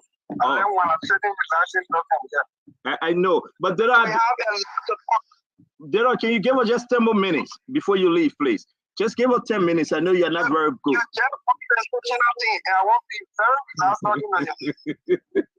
yeah, I know where you want to go. Keep it for tomorrow. No, I'm gonna keep it for tomorrow. But I just want to talk a little bit about this Rescue 1, Rescue 2, your involvement with the Unity Party, and the strength you and Yombly Kanga Lawrence, the Senator of Grand Bassa, Jonathan Kapil.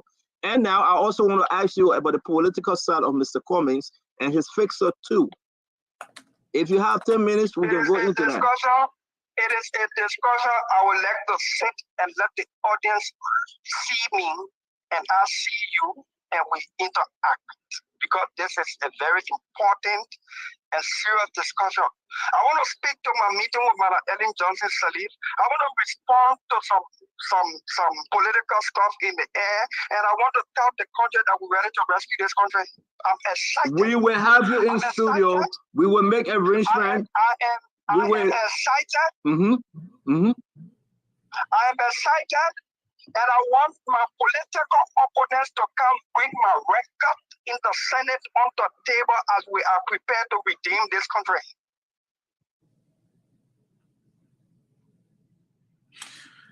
I got one tomorrow, question. Tomorrow, no, before you have one question, you make mention of Madam Ellen Johnson Sirleaf. I know we got about 4 more minutes with you on the phone. Dylan will be in studio. Senator Abraham Darius Dylan will be in studio tomorrow. Again, he make mention of Senator Ellen Johnson Sirleaf, former president. I don't know where you're going, but folks, you will want to hear that.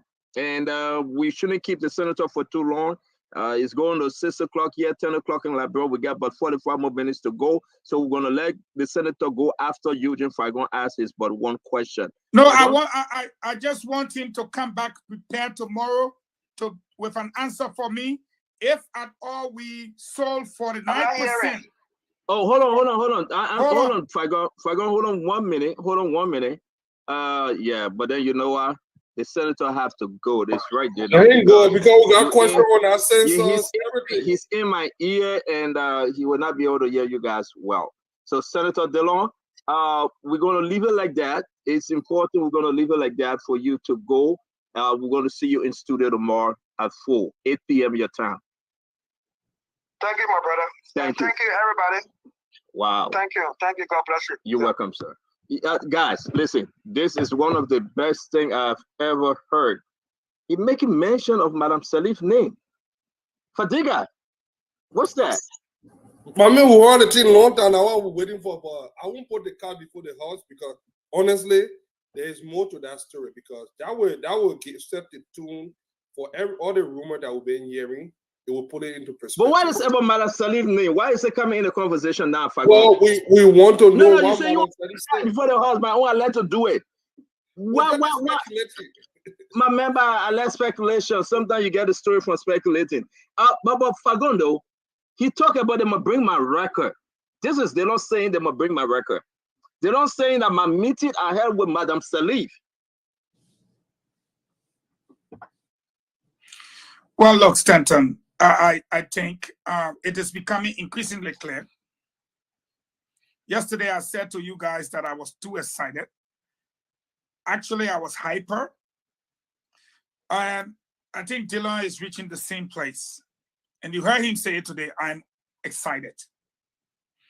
Let me say this to you. When you look at LOFA, you know GMB will win. You know GMB will win Bomi, Bapolu, and Cape Mount. That's 4. You know that they will win Bom. That's 5. You know that they will win Nimba. That's 6. You know that they will win Monserrado. That's 7. And if they win the Bassa Bell, that's 8, 9, 10. There is a high likelihood that JMB will defeat President Weah in the first round. So when you hear him talk about his meeting... Are you saying in the first round? Look, I am getting to the place where I am informing you that this election will be a first round victory. And here is why. We were looking at 3 persons in the race. And you cannot deny that you yourself are looking at Kumis, Kwakai, and George Weah. Now, the Liberian people have understood that Mr. Clean Hands was actually brought in by Madam Sirleaf in 2007, honored by President Sirleaf in 2011, participated in all of the economic woes we had under President Sirleaf. The Liberian people understood quite recently that every day Kumis talk about no investment, that the group he came with, the PSCG group, the moment he lost the election, he and Madam Sirleaf closed the whole investment business in the country. President Weah is wary. Corruption, brutal extrajudicial killings, you name it, harmonization, increasing revenue, increasing basic commodities. Wait, let me finish. So now, people thought it was 3. Now it's only 2. You either stay with Ellie and her group, or you go with Parker and his group. And the writings are on the wall. It is clear. So let me ask you. I gotta bring in Alpha Dika. I gotta bring in Alpha Dika, but let me ask you. Yeah. And so Delon telling you, bring my record. I will tell you the meeting with Madam Salif. I will tell you all my position. I'm not afraid. And that's why you hear me decided. This will be a first round victory. It's between two persons. Thank you, Fadiga. Delon didn't hold back. He said it openly, and everybody heard him. He had a meeting with Madam Salif. There was discussion. He said it. Who were in that meeting with Madam Salif? What was discussed? What was the request? No, Fadiga, give me a chance to ask you now. What was the request made to Delon, to the other individual? I'm not going to call that name. They don't going to call the name. To whoever that were in that meeting. What was the request? What was Madam Salif's request? Why was she requesting what she was requesting? Talk to me, Fadiga. I know they don't explain, but go ahead. Something strange is happening. The reason why I was trying not to speculate, we heard that rumor. And nobody was even called. You remember at that time when the fixers were looking for the chiefs, I don't know how to call it. What kind of adjective to describe the running mid when he was running midless. They were looking, and I think, just based on my own opinion, that Ellen again was trying to put her foot on the scale to tip the balance of power against Ambassador Boyka. She tried, it didn't work. That's how the few little people that she still have a corner in the name of Boyka Finlay, how they call the other lady from Duncan Cassell. The whole group there, they went with the commissar. Nyomri and the rest of the team, sensing the political climate and the wind that is blowing, I think they decided to stand their ground. Look, it has been almost 5 years since Madam Salif left from power. That influence that she had is slowly dissipating. It's fading away. She doesn't wield that much power. I mean, people still fear her. People still think that she has some international connection. But I will tell you one thing that one place that I agree with Fago. Look, whenever you see a repressive and corrupt regime crumbling, there are few signs. Your first sign is you see mass deflection. I listened to Truth FM today. The deflection have started, and we are not paying attention. I will tell you something. In the last couple of years, PYJ left. Cooper Kua, they kicking out. James Banning left. Abochie, this morning on the government-owned run Truth FM, there were barrage attack against Abochie, stating that he purchased the 25 vehicles that were given to the Unity Party. I don't know whether you listened to that thing. Yesterday, Jefferson Koji was attacking Sam. We are about to play. No. We're about to play Koji something. I didn't want to. All right, so I'll leave that one there. No, then you look at. I'm hearing people like some names I don't even want to call because I'm watching real quick. No. Because you're afraid of Fagon. Fagon said it will go kill them. I'm watching real quick buying 25 pickup. Is that what you're saying? That's the government-owned station attacking it. In fact, they're running a program now on the government-run station that every day they will name and shame those people that have betrayed the government.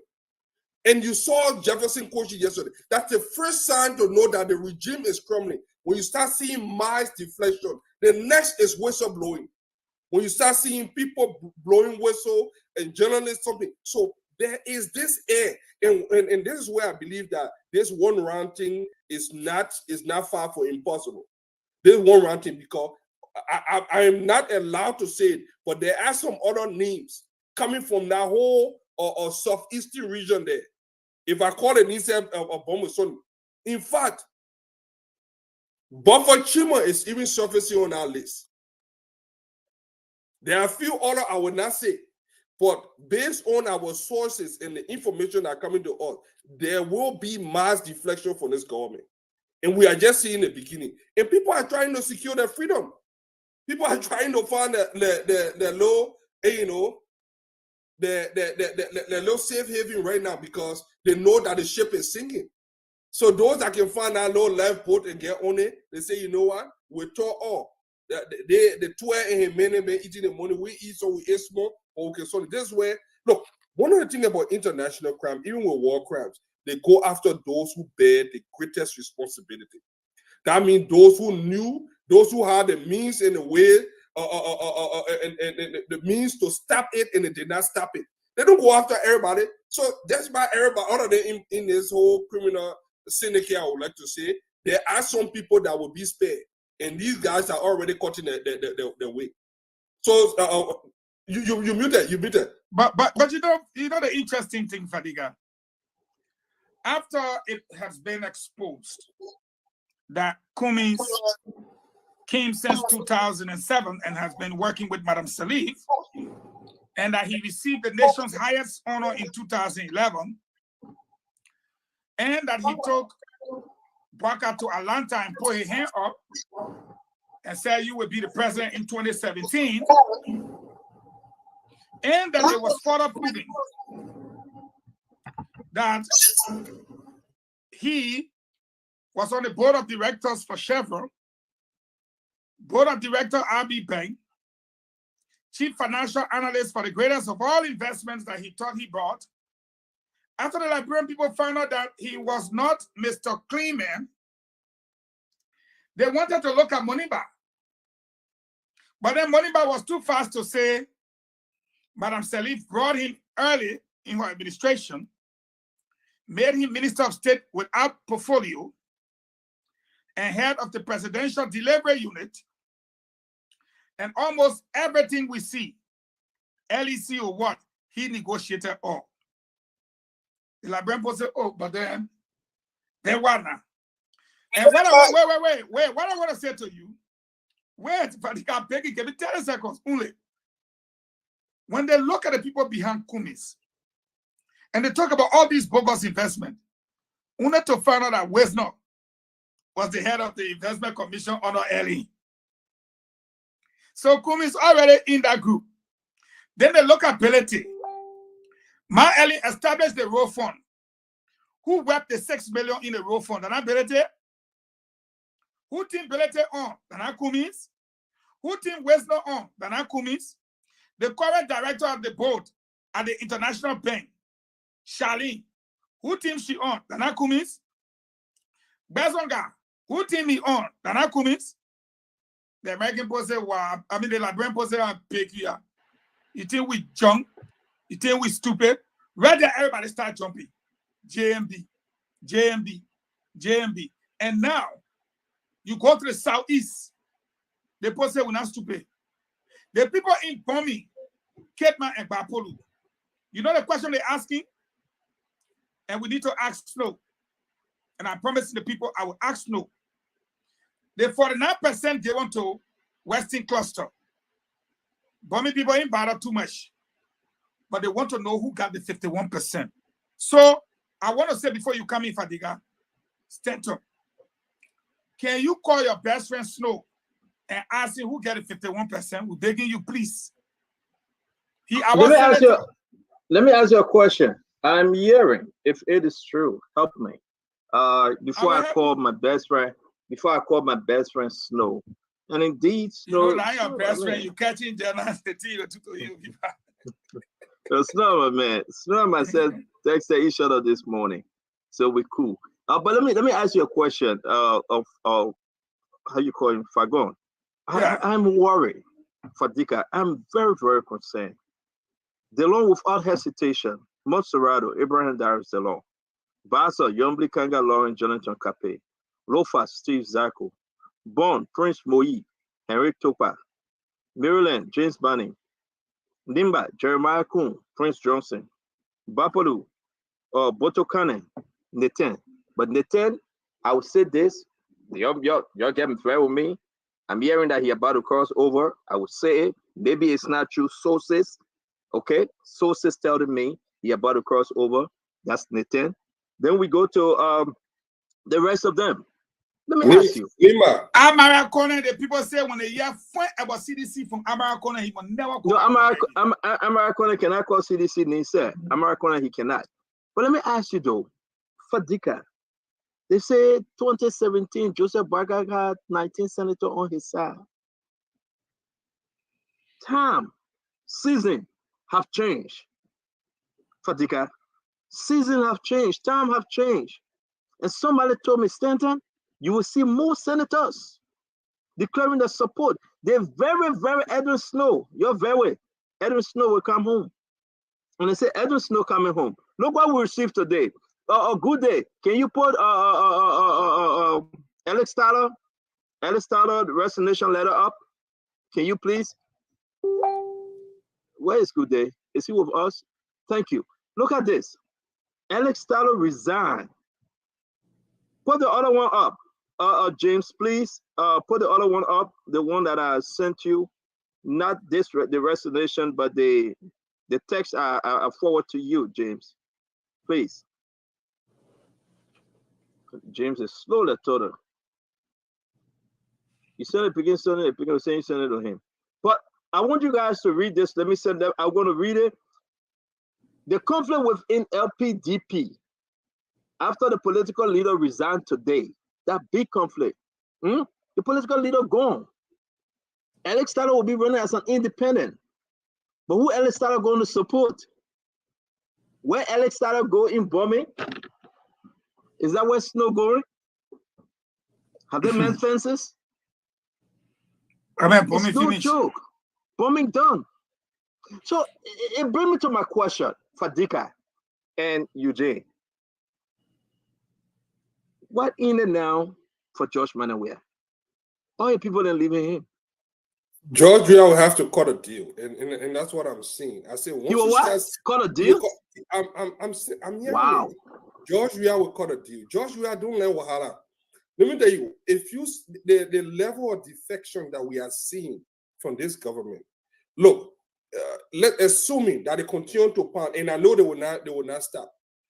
They got a bunch of people that are unhinged in this government that the president doesn't have control over. That the Koji and few people that take overzealous partisans that take the law in their own hand. They have already started attacking Abochie. You know what's going to happen when it comes to that. Abochie will eventually just stick to where he is. Most of the time when they start doing something. The next thing we're talking about, other people will start coming. What I'm seeing that this government will not even look the way of Madam Sely right now. They're looking at the next incoming president and saying, you know what? Look, I'm even hearing that people like Thomas Fala, people were in his inner cycle. Sir Joseph, Thomas Fala, most of the guys, they already started to plot the exit route. Look, Lofa County, if you look at Lofa County, it is a very why you pull back? Sir Joseph, a JMB nephew. No, that's what I'm saying. No, I'm still observing him, but those that no, you're observing, Sir Joseph called the Unity Fago. They say I shouldn't say it. I mean, the man. Sir Joseph can call Unity Party camp. They say I shouldn't say it. So let me tell you one of the things that you said, and I listened to Good Day yesterday, and I want to say this again today. I was not on the show when that happened, by the time I came there. Look, the senators that endorsed Ambassador Boakai in 2017 and now it's not the same thing. It's a different environment, different situation. We all know that somebody put the foot on the scale to tip the balance of power in favor of Weah. Those endorsements were not just being endorsement. Right now, look, one of the worst things that are going against President Weah and his men is that people do not trust them. Tell me, you got Alex Tyler. Alex Tyler was on the other side. You got Jim Bonnie. He was just on the other side. And what did they do with those people? Look, you see what greed can do? You see when Ellen, look, whenever you make an agreement, your word should be your bond. Ellen knew how to keep her word. Ellen formed a team of rival. That's what brought people like Eugene Nangwe, Samuel Tuwe. She honestly made those people to earn living in a government. She did not form a court government. Look, Ellen divorced herself from the United Party and went on to run her own thing. She brought all kinds of people on board. Say what you can about Ellen. I do not like some of her policy, but Ellen gave most Liberians an opportunity. If you were competent, she afforded you some opportunity, whether you were in the opposition or not, to be on board. When George Weah came, they want you to go under the sycamore tree take blood oath, sign this. You got to do loyalty test, do all kinds of nonsense. It was never about competence. It was yes, sir, yes, sir, yes, sir to the master. And that is what happening. So tell me now, who in the right mind want to entrust their vote with this kind of government? When after October 10, they could kick you to the curb and say, you know what? Look at Eugene. Eugene left from here. Did all kinds of things. A lot of enemies. Look what it did. And if you are not part of the inner circle of that court, you do not survive. Only those that are part of the inner circle can say things, do things, and get away with it. So let me ask you, let me go to Eugene on this one. We got to go to the phone line. So Eugene, I want us to play the clip, because it's very disturbing that the president will be quiet. You muted, Eugene. You muted. You muted, Eugene. Before you play the clip, can I just give me 1 minute to say something? Stanton, right now where I sit, put the politics aside. I feel sorry for President Weah. You know why? I feel that President Weah looks like a woman that was in a beautiful home with her children and her husband. They had a nice family home, very beautiful. They were doing well. And someone came, and that woman trusted that person. And that person destroyed that home. President Weah right now is full of regrets. He followed Madam Salif. But Madam Salif's son was arrested, handcuffed, and sent to prison, tried. But I want you to open your eyes on this platform. Madam Salif, who brought in the PACG group, investment group, since President Weah took over, everybody said no investment, no investment, no investment. Madam Salif, who brought President Weah, why? Why she didn't guide him? Why she didn't let the investment continue? Why she didn't add some? Because Madam Salif wanted him to be there and turn it over to Kumis. But he didn't read it. He got rid of all his friends. And today, he's sitting there like the emperor with new clothes on, but he's naked. And Madam Salif trying hard to put Kumis through. But Kumis has been rejected. And President Weah will be punished by the voters. And so I feel sorry for him, but I think to help him and to save face with the Liberian people, he just needs to go. And I think that's what he's doing. He's not campaigning. He's not running nowhere. He played football, he go home. He's ready to go. You can see it in his eyes. You can tell in his voice. He's ready to go. He ready to go where, Fagon? Our listener asking you the question. At the end of the day, you're not hearing him. He's not making the case. He got a bunch of folks out there saying they're making the case. They are all who can he go to? They are all turned to Nicodemus. In the day, the sick president you got close on, we on your side in the night. They go cut the deals. And seriously, you're right, Fadika. These guys then, we are intercepting the phone calls, the text messages. They're reaching out to Unity Party. And Fagon, your thing about only two systems right now in the country for this election, Unity Party and CDC. I don't think I would run in that direction, though. I don't know. Maybe I will be hearing from you. I want you to 30 seconds because we got to bring Fadika in. Unity Party and CDC right now. Can you help me expand more? Why are you eliminating CPP? Why? Liberian people don't mean to be facts versus fiction. So let me give you some facts. It was the CDC that gave birth to the ANC. So that ANC is running around as CDC baby. You know what the first political leader? Kwame Clement. Chairman Yemuka is stay here. I'll give you more details. Secondly, Cummins got the party. So as far as we're concerned, Ellen supports both Cummins, Chawia, Moniba, everybody. So instead of separating them, we just say, okay, CDC, you'll be on our side versus Unity Party. Now, to put the icing on the cake, West North, before I go to West North, the Unity Party divided into two, you know that, right? Ellen faction versus JMB faction, you know that, right? Look at Cummins' team. Who is West North? He's the former Investment Commission chair. Belete, Ellen Johnson said his best friend and the road phone man from Ellen government. Well, Joel Donkey Cassett, former gender minister. Who name a call? Let people in our Unity Party that join CDC, give CDC the picture. Based on that, feel, hey, man, the thing too plenty. Let me just continue. So what I'm saying to you, the Liberian people have a clear choice. Ellen Gale, the last 6 years, y'all want to continue with it, or y'all want to change? And that's why you see the Liberian people saying, well, now all of them. And let me say this to you, Stanton. Don't forget the senator's playbook. I respectfully submit. Fadika, if you believe in what Fagon is saying, or as you listen to Fagon, man, to eliminate CPP now, right now, are you going to eliminate them? No, or are they still opposed to Recon Way?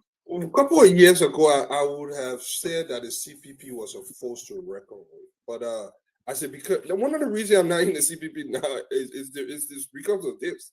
When we realized that the CPP was not going nowhere, I have nothing personal against Mr. Cummins. I think he's a fine candidate. I see him getting on more. I see him on Bernie Moiba show. I see him getting all the different podcasts, which is good thing. But he's a day late. I listened to Charlene today, and I will tell you why I agree. I listened to Charlene interview on OKFM, and then I listened to her on the other guy's show. And then one of the things that I'm not hearing from them as the opposition black, I've never seen any of their attention directed at this government. That the first time I knew that they were not going anywhere, that they were more fighting to eliminate Ambassador Bweka than we are at this time. The second thing, I listened to her list the CPP or Mr. Cummins' economic agenda, and she mentioned a whole lot of things. She mentioned the Basel allegation. She said 3 things that they were going to do. They were going to create 100,000 jobs in 1 year time. And when they asked her to give some specific on how she was going to do it, she said they were going to invest in agricultural entrepreneurship. Then later on, she added adult education program, and then she said 20 million they were going to use for youth and women empowerment, and then they were going to put it towards people.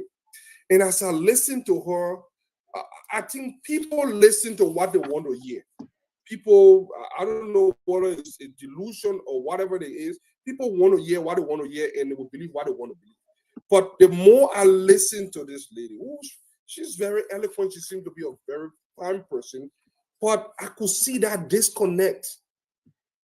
And when she started to explain this story about her upbringing, then it became clear why Charlene is completely divorced from the reality in Liberia.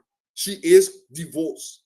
When I listened to it and I saw her trying too hard to rub off this whole indigenous thing on her, but by her own admittance, by her own voice, this woman is completely divorced from the reality on the How ground. so? How so? Give me a minute. Give me a minute. I'm begging you. Again, I met Charlene before. I have spoken to her. I want you to be fair with Liberians tonight. How so, Fadika? Did she go to school in Liberia High School. She lives in Liberia. She said she went to one of those permanent. Her upbringing. She's a Liberia. What I heard this morning, I think can we also let me finish that? Let me finish. You can correct me. Can we also say that she has played a very important role in the lives of the people of Liberia, especially Bazodian? What have she done? I don't know, and this is what concerns me about this ticket, and not to give them too much credit or to even spend too much time on them. I listened to her. If I got her right, I think Charlene said they left after 1980, and she was about 8 or something at that time. I think she said she left Liberia at that time, and then later on she would come back. I think she went to one T.R. something school. I think I wrote it down, and then she went to J.J. Ravel. You know J.J. Ravel. J.J. Ravel, even now, is still one of those. So what was her fingerprint? What's the Charlene fingerprint on There isn't much. There isn't much. The only place that we have seen her is getting involved with a lot of those legislation, a lot of those concession contracts that she seems to have some legal oversight over those things. And Let us Liberians try. It's very important. Let's be fair, Fagon. At Fadiga, I'm sorry, but let's be fair, Fagon. What is Charlene fingerprint? Those are the things that I'm telling you. Her fingerprint that she have left or marked somewhere. Now she can be elevated. In Bassa, okay? I'm not talking about the entire Liberia. What have she done? What's her fingerprint? Is this only on Cummings? Is she dragging on the Cummings umbrella, or can she speak like I did X, Y, and Z? Go and nothing. See? Nothing. Help me out. Help me out, Fagon. Nothing. Well, I think Charlene is a smart lady, but smartness does not equate to being a knowledgeable person, or it cannot in no way suffice for being an astute statesman or stateswoman or a politician. If we all here were Christians and the pastor called us, say, give your testimony. Father God, I thank you for everything. The Lord healed me when I was sick. The Lord, if you call Charlene to give her testimony, first of all, the only friends Charlene got are the ones that she made from here and the few she had. When you hear Al-Hussein saying she's divorced, maybe it must sound a little bit strong, but it simply means you are completely distanced from the reality. And that is, they say, Charlene can't get your testimony. My pa, Charles Walker Bromsky, was a renowned lawyer, okay, that your pa. My pa ran for president, okay, that your pa.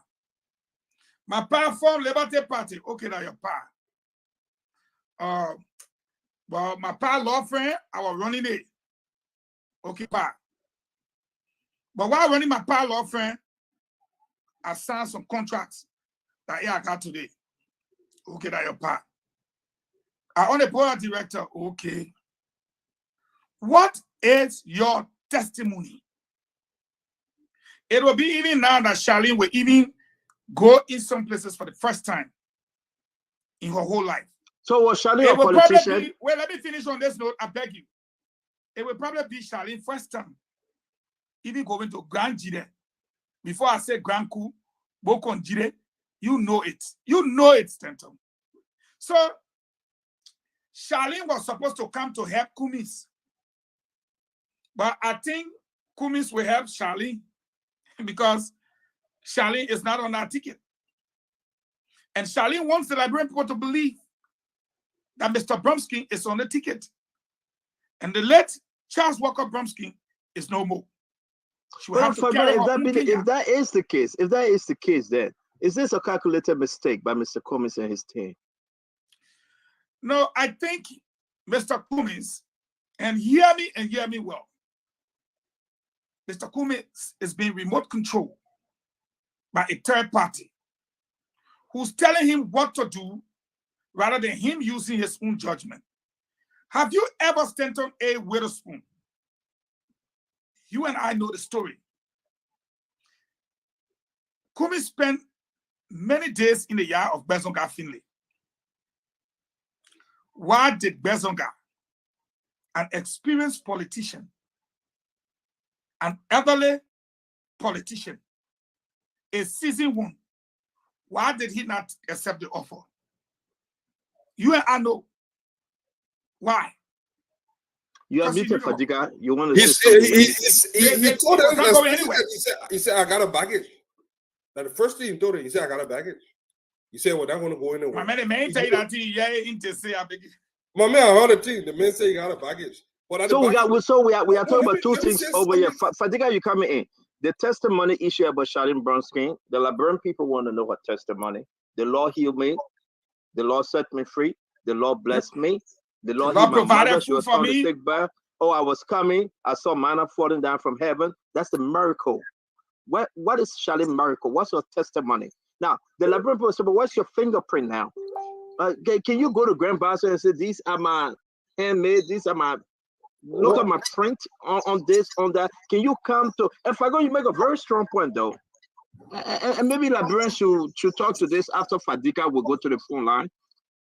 Can Charlene say she ever been to Grand Cru, Sano, travel to Lofa, engage with the folks, the young men and women, talk to them about living a better life, about being a better Liberian, advocating for them? So what's Charlene fingerprint in those other countries?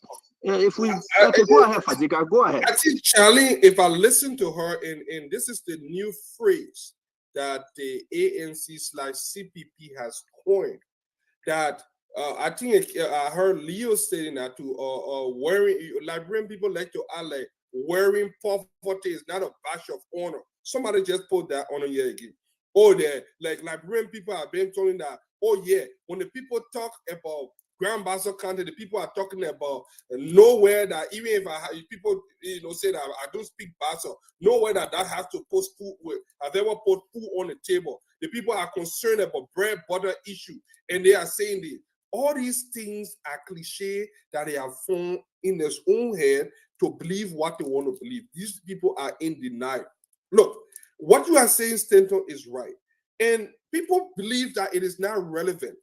And I will tell you something. I will tell you something to this, right? It is very, very important for our leader to be relatable to the majority and understand the struggle. People will say, oh, George Weah was rich and this and that too. And I've always heard that thing. Oh, George Weah. Look, George Weah started being that guy from Gibraltar almost 3-4 decades ago. George Weah had a life that 98%, almost 99% of the country never had.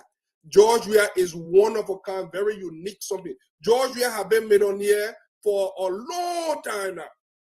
George Weah left on that link. It's just that last image of him, people couldn't get it off their head. But George Weah has been an elitist for long. Not because George Weah still playing sometimes and acting like he's from Gibraltar. You know what it means? George Weah started eating money way in the 80s. He became a millionaire that early. George Weah and all those people in Gibraltar, he's completely disconnected from them. Even though he found a way to connect, use his past connection. We cannot say the same for people like Charlene or the likes of Alice Cummings. That doesn't mean that it will be a bad leader. For the people always want someone that can relate to them. And how can a politician relate to them? By either speaking the same language, identifying with their culture, and what other way can you identify with your culture? You don't have to be perfect, but you just have to show something that connects you to that thing. I listened to the lady, she said she went to SPS, JJ Roberts, she left after 1980. That's not a bad thing. But as she narrated her childhood and everything, then it became evident why is it that she doesn't understand the people. Why is it that she is culturally ignorant of a lot of things that go wrong in the country? And why is it that Fadiga, I'm sorry, because we got to go to the phone line. I just like to keep it so simple. Let me end it one point. Look, if you follow Charlene, if you follow her footprint in Grand Bazaar County, I was born and raised in Buchanan. I graduated from high school from Buchanan before I even moved to Morovia. So that's how much I know about that time. Look, Chad Bronskin wouldn't have been Chad Bronskin. Look, we're in Liberia when Chad Bronskin rose to permanent. When he was the first person when he became president pro tempore and attacked Taylor at that time. Everybody in that time thought that Chad Bronskin would have been the next in line. He had not allowed Chancellor to destroy him when he came back from the US. He should have just stayed in the US when he ran away at that time. But that's a different story for another day. So yeah, Fadiga, we got to go to the phone line because it's very important for us to do this. I beg you, my brother. Fagon, take us to the phone line on this note. Where are we when we talk about the issue about Charlene testimony, Charlene fingerprint? We're going to ask Liberians though, maybe because she's just not a politician. Can that be her defense? Can she say, listen, I'm a brilliant woman, I'm a smart woman, I earned this thing, I'm not a politician. The Liberian people gave me the chance and I will prove myself. Let me say this. Stanton, our lawyer is a damn good politician, trust me.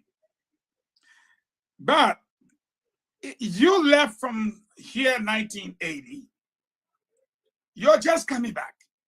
Why you think if Charlene is not in OKFM studio, in fact, anybody who hearing me, if y'all got a short video of how JMB helped Charlene's mother from Charlene Umboff to finish CWA, and he was the registrar.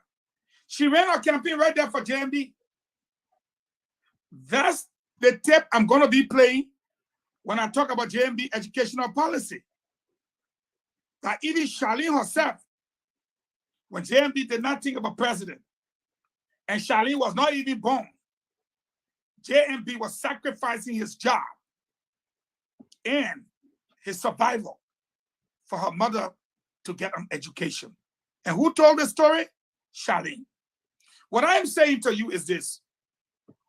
Charlene brings nothing other than I am the daughter, and I'm being very respectful and honest. I am the daughter of Charles Walker Bromskin. Please reward me. And that's why most of the Bible people say, your father earned his stripes. You must earn your own. You're not writing charo on your pa. Because of that message to Charlene, Charlene have not missed a day without being on a radio station or on a talk show. But you see, that's where they make the mistake. Go sit down on the talk show and entertain the woman who's selling corn. Then when you finish, you say she will vote for you. She don't know you. You have not interacted with her. It's like the guy they call Dash Morgan, Anthony Morgan in District 10. Every day the man going from people house to house to house. Today they go home, all the pools. The man neck to neck now with the other people and nobody knew him. He's working with the people instead of talking to radio. So Charlene, you already stay out of the country. Since 1980, you just coming back like I said. You think talking on the radio would bring the Liberian to you? I don't think so, Stanton. So, in fact, we've wasted too much time. No. I understand. I understand that we're going to have to discuss this. And listen, I had a long conversation with somebody in a very long time. I have not spoken to them. This is Stanton. I just want to know the Charlene testimony. What is she giving the Liberian people? Is she more than a baggage to Cummings, or Cummings is just a baggage by himself? We're going to give everybody the chance to call in and let the Liberian people listen. Aaron Kuban, come on, let's take some phone calls. I have an interesting story. I don't understand James. He can just flash these things. All right, James, don't play that. We'll keep it for another day. Let's go ahead. Let's take some phone calls. Why are you keeping it for? Just bring it, let the people be able to see what James can. Go ahead, James. Play. It's short. It's 30 seconds. James, play. I have an interesting story with Joseph Newman Boyka that I want to tell. You know, my grandmother could not afford my mom's tuition for a long time when she was at CWA. Honorable Boyka was the registrar STW, my mom was in high school. And there were so many times my grandma could not afford her tuition. But because my mother was so smart, Honorable Burka will always say, we will keep Esther in school. Don't worry, we'll keep Esther in school. So Wait.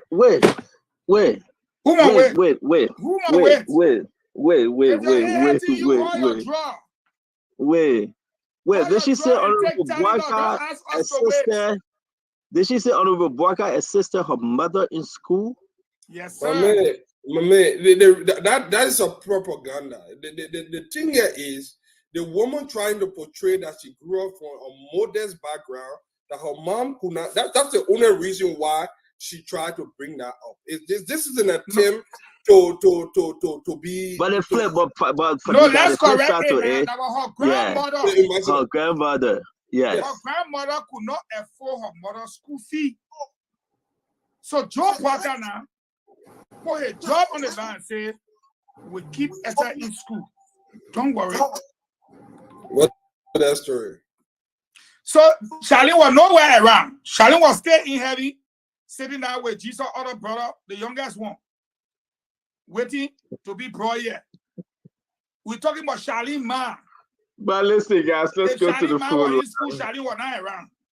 Let's go to the phone line. But listen, folks, we want you to call. We are speaking to Liberians. So when people say, what has JMB done, Stanton, please tell them that JMB sent Charlene Ma to school.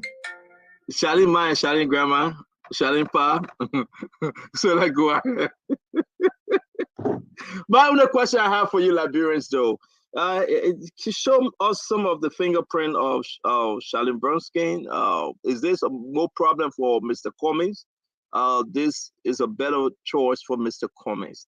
We want you to understand that. Just be respectful. You know, we got to respect her.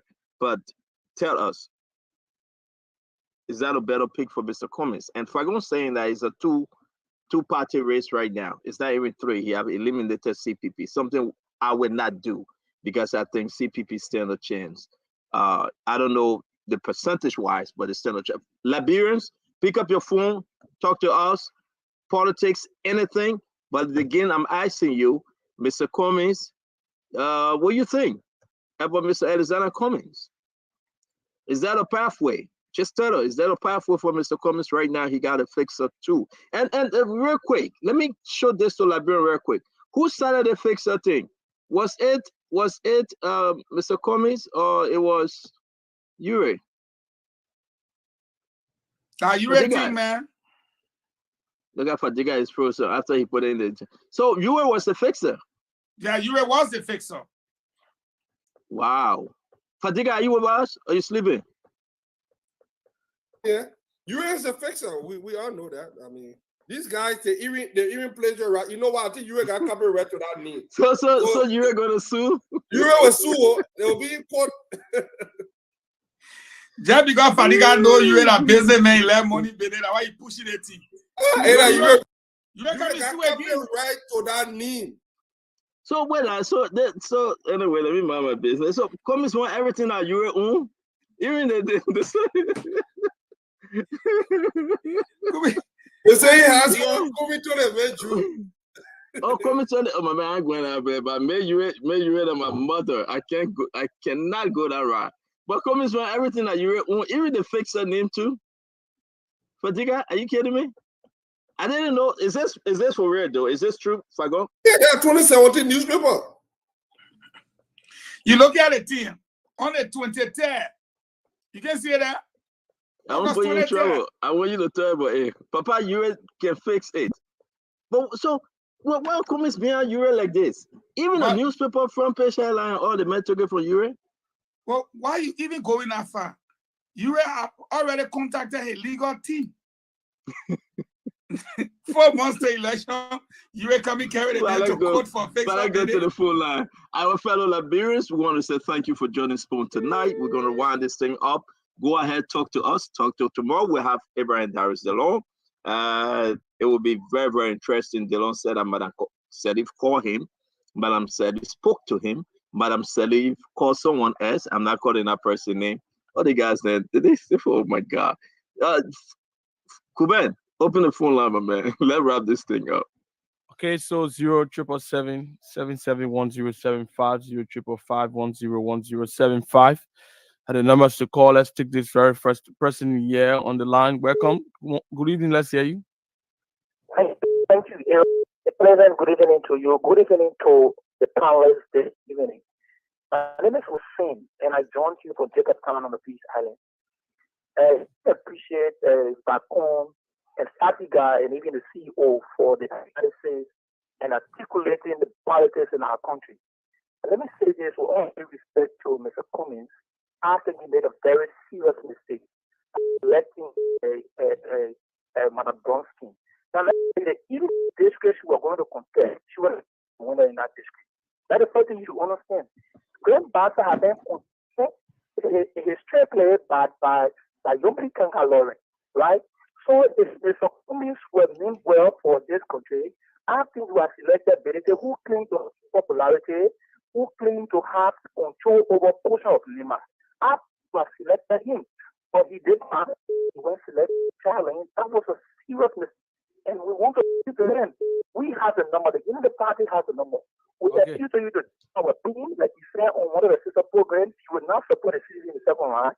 We appeal to you that we come to the Unity Party so we can defeat the failure and miserable government that people continue to support. Thank you very much. Okay, let's take this person. Welcome. Well, thank you for having me on the platform. My name is Bilal Soare, and I join you from Anizo resident this evening. Let me appreciate you guys for the analysis. Go ahead. And I want to appreciate you the network a little bit. I want to appreciate you guys for the platform, but I think it is important that Liberia should transcend from this level of, let's say. Hello.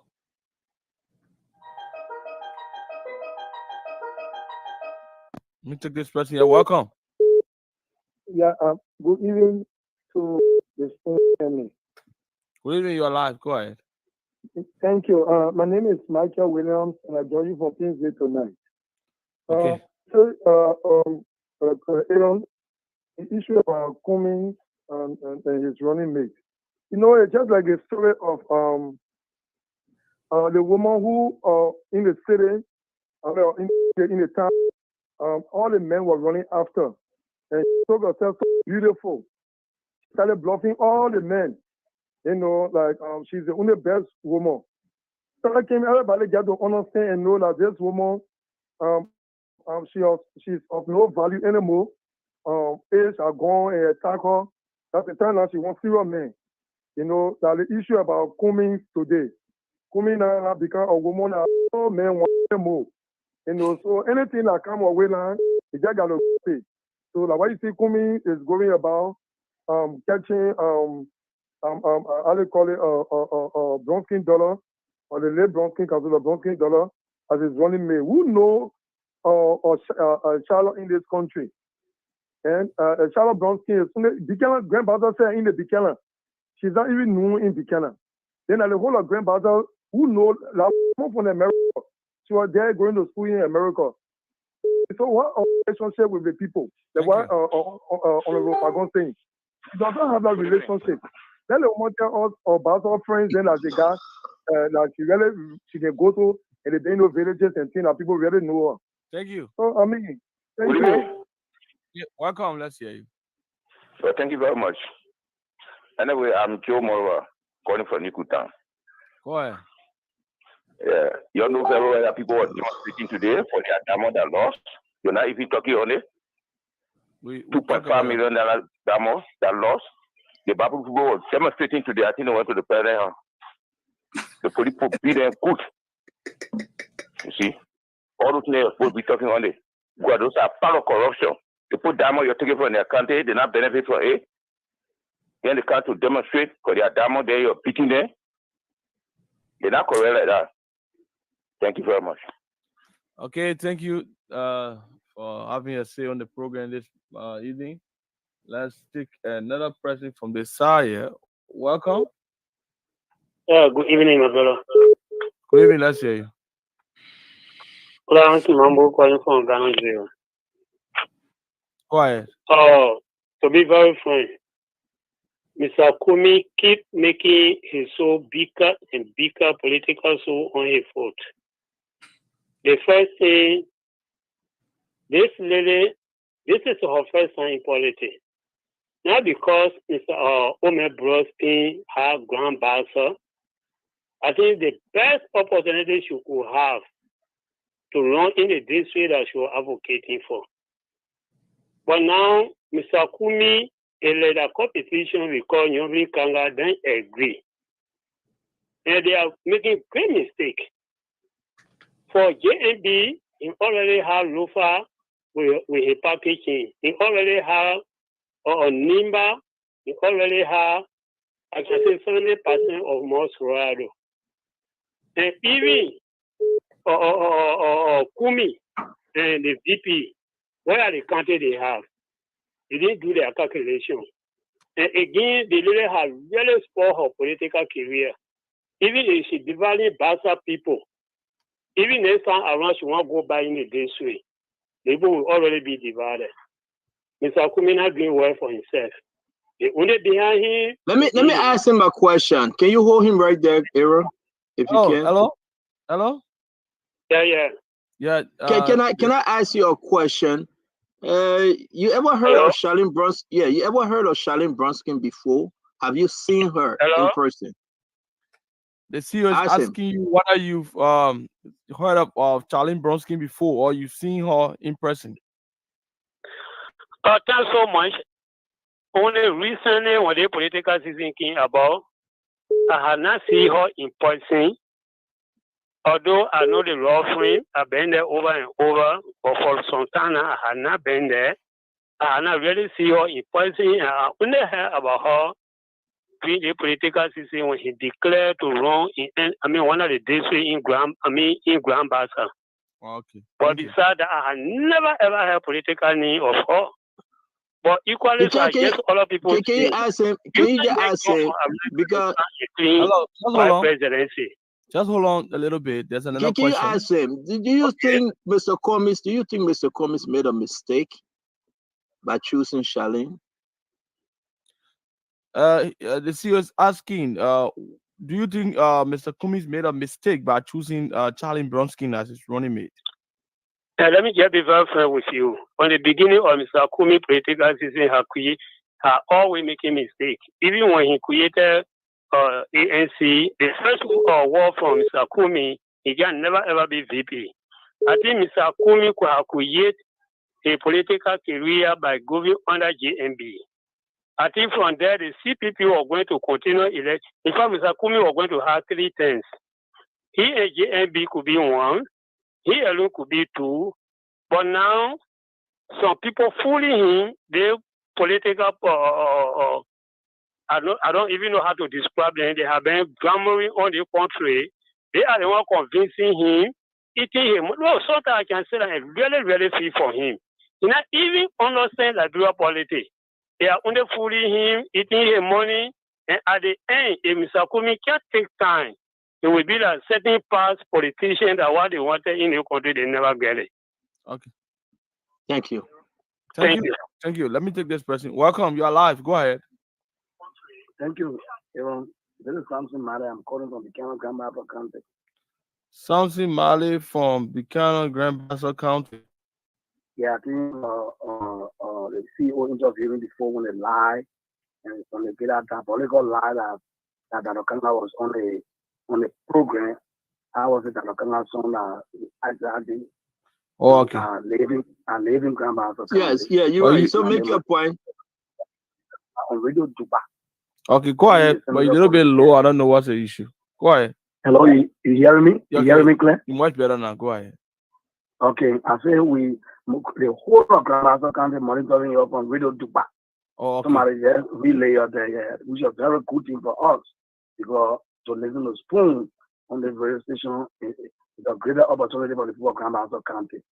I just want to tell the CEO and whosoever listening or Falcon that Kumi like he owe someone presidency somewhere, some part of the planet that he went there and say I owe presidency and had to pay.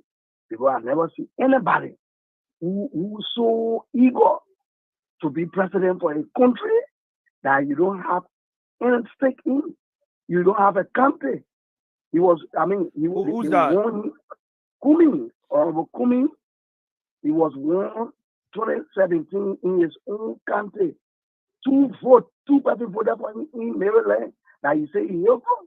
You don't have anything in Maryland. No, that'd be factual now. Is that Mr. Kumi's got 2 votes from Maryland? It means in some kind of small town, some kind of small precinct. He got 2 votes. Then he make another mistake, and he took another stranger to stranger. You took Honorable Bronsky's daughter, who was so conservative in past time, even to shake people in Grand Bassa County. The Bronsky children, at least their father did well. I'm sorry, there's a heavy downpour of rain. I don't know whether you hear me. Go ahead, we hear you. Yeah. So Charlie was so conservative, that somebody who people don't shake him so easily. It was through Madam Nyomlikanga Lawrence election, 2020 election. She came on board and she had a Charlie's injury where she wanted to show all herself and betray the struggle today, and then continue to betray her own self, betray her own struggle, because she was making a little mark when she wanted to be representative in a district, District 3, Mappijo district.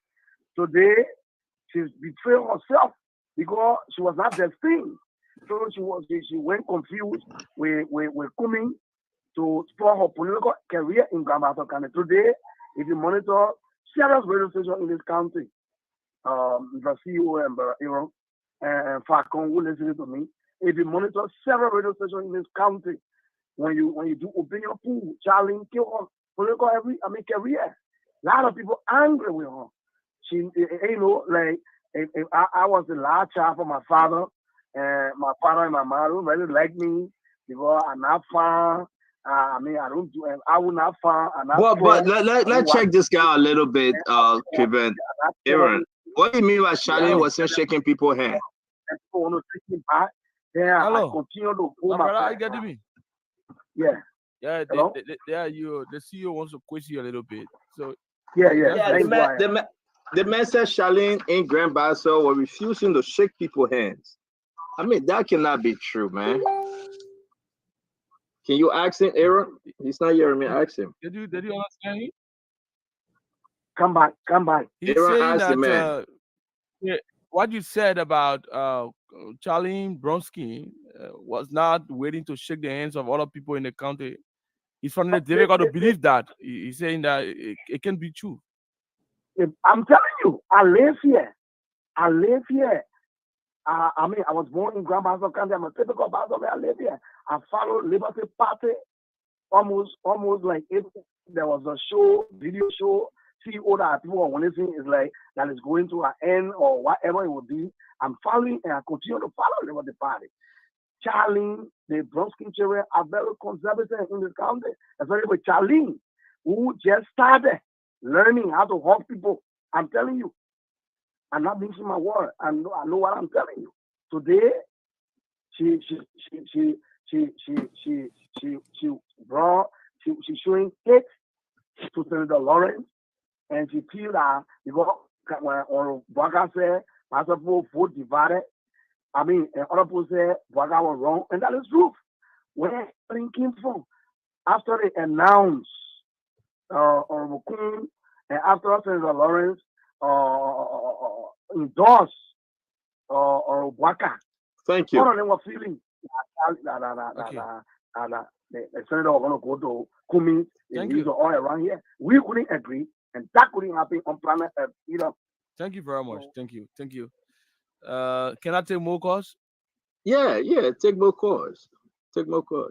Okay. Let me take this person here. Welcome. Hello. Hello.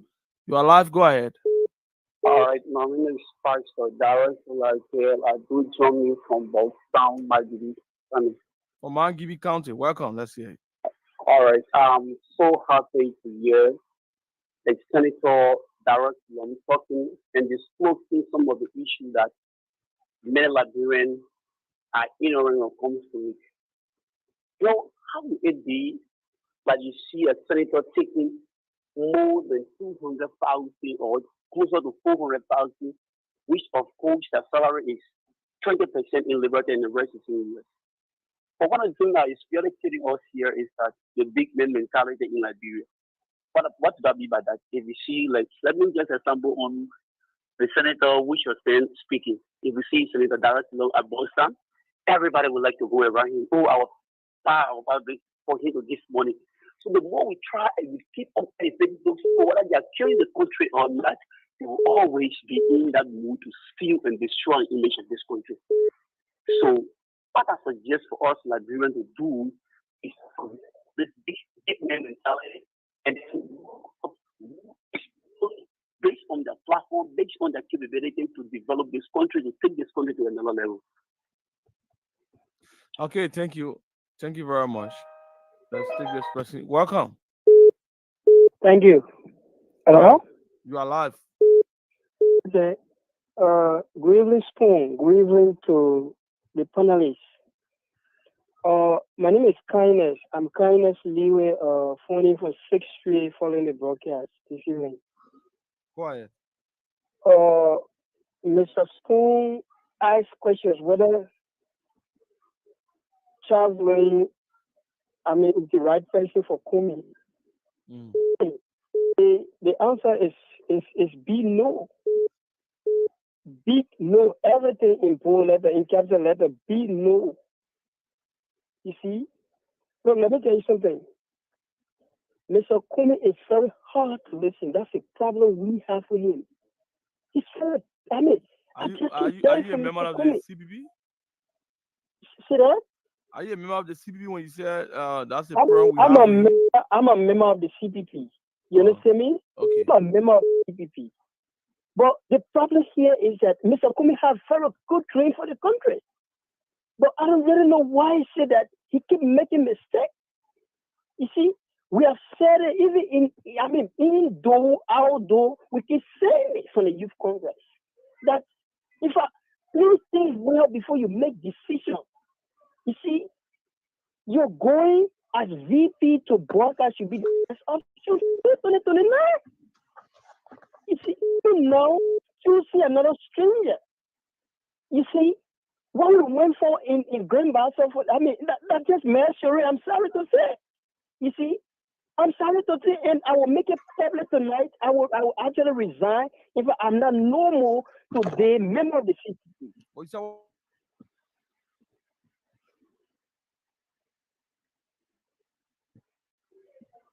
What happened? Fadiga, can you hear me?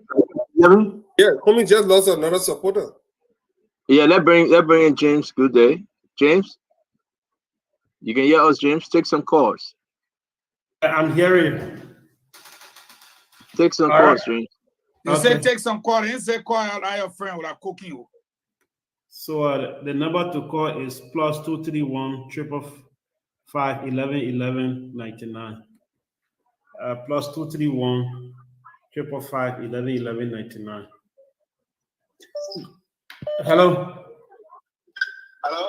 Yeah, your name and where you calling from? Hey, Jim, thank you. Thanks to the panelists. This is Musa Kida calling from Minnesota. All right, 1 minute. Yeah, if Fixer originated from Benagire, then Rescue originated from Pinabono. Correction. Correct. Secondly, this is our show, COC, the Grand Post show. So this time around, give us small chance for God to kind of dominate the issue here. Who supported every money that have in our country? Let the government today begin support of Wakai is laughable. That was an interesting country. So I was supported every money that have in our country. He justified everything. He even wanted to close our stations, full FM. That today he can't sit down our show, acting like a propagandist for Wakai. All right, Wakai. He lose we are not supporting Wakai. Right. Thank you very much. All right, thank you too. But get a pure chance to talk. Why are you rushing the man? No, he concluded. He said, thank you very much. Hello. Hello. Hello? I'm coming, man. All right, we got Aaron now. Hello? We lost Aaron. Hello? You better tell him now I got more juice coming for him. He will sweat in here. You are live. Can you please go ahead and make your point? Hello? Yes, your name and where you calling from? I'm Money Matongi calling from Minnesota. Go ahead and make your point. Yes, I just want to say thank you for Cummings and Bronski as the right ticket for Liberia. Thank you. All right, thank you. Hello.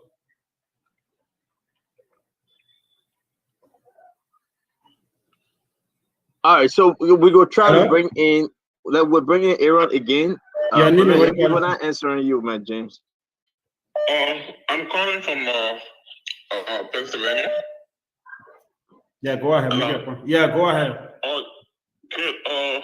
James, I just wanted to issue some security warning out there to Yombi Kanga, especially, and to the Senator Darius Dillon to beef up the security, because from the reliable source, not confirmed yet, that Musa Ability, the role form guy,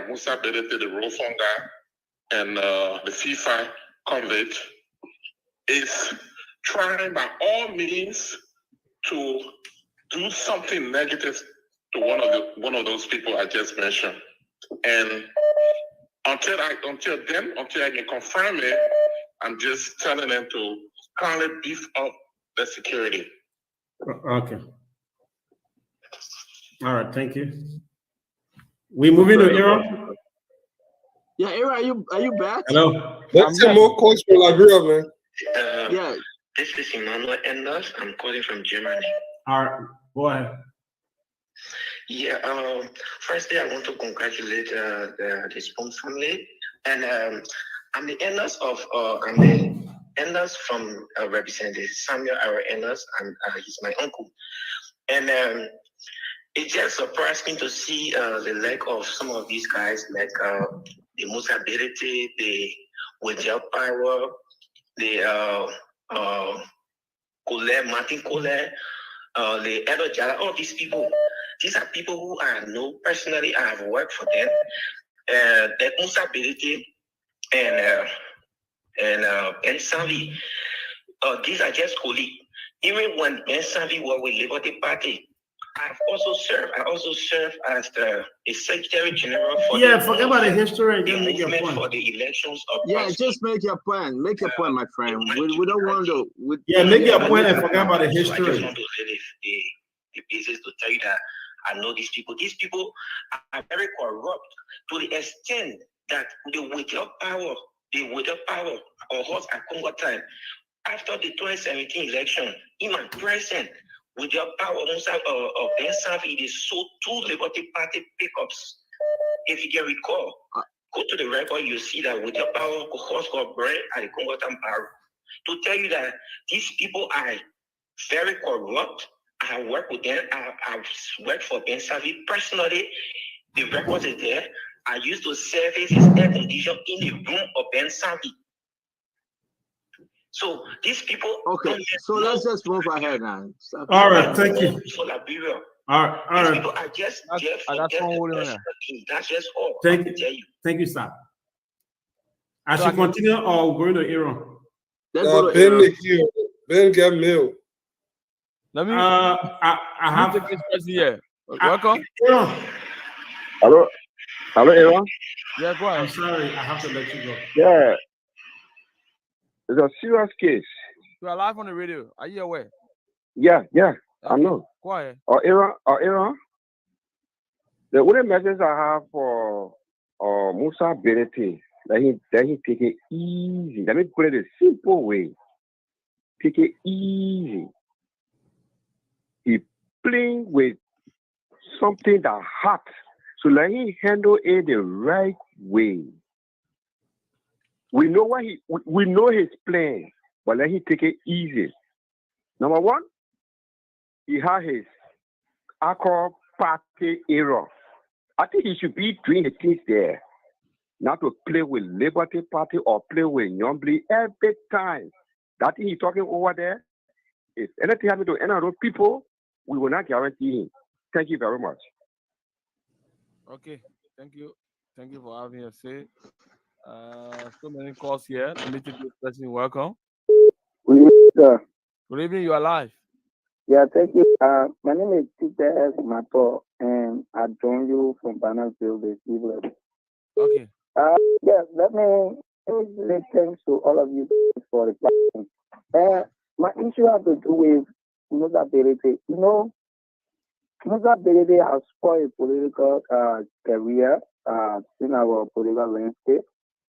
The guy has been usually boast of him being a rich person in Liberia. And I think he tries to do things that will also and get more money.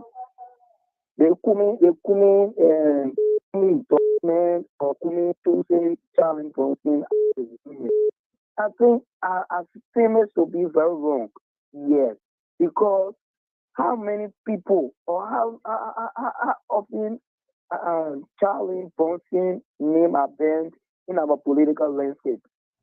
How many persons know Charlie Bronson? I can tell you for free, Charlie Bronson, when she was born in Nima, I think she have more people that support than that's all.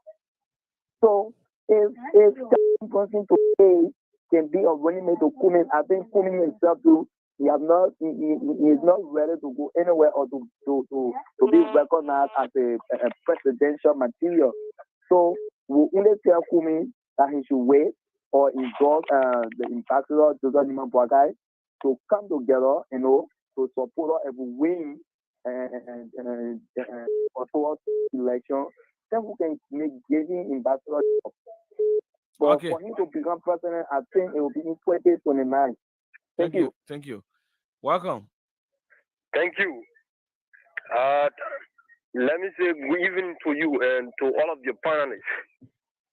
My name is Villa V. Soiree, a member of the ANC, and I join you this tonight from Monrovia, precisely from the Mizo Bell. I listened to all of your panelists, and I think they laid the platform, they laid the premise of their argument very good in their view and how they understand things.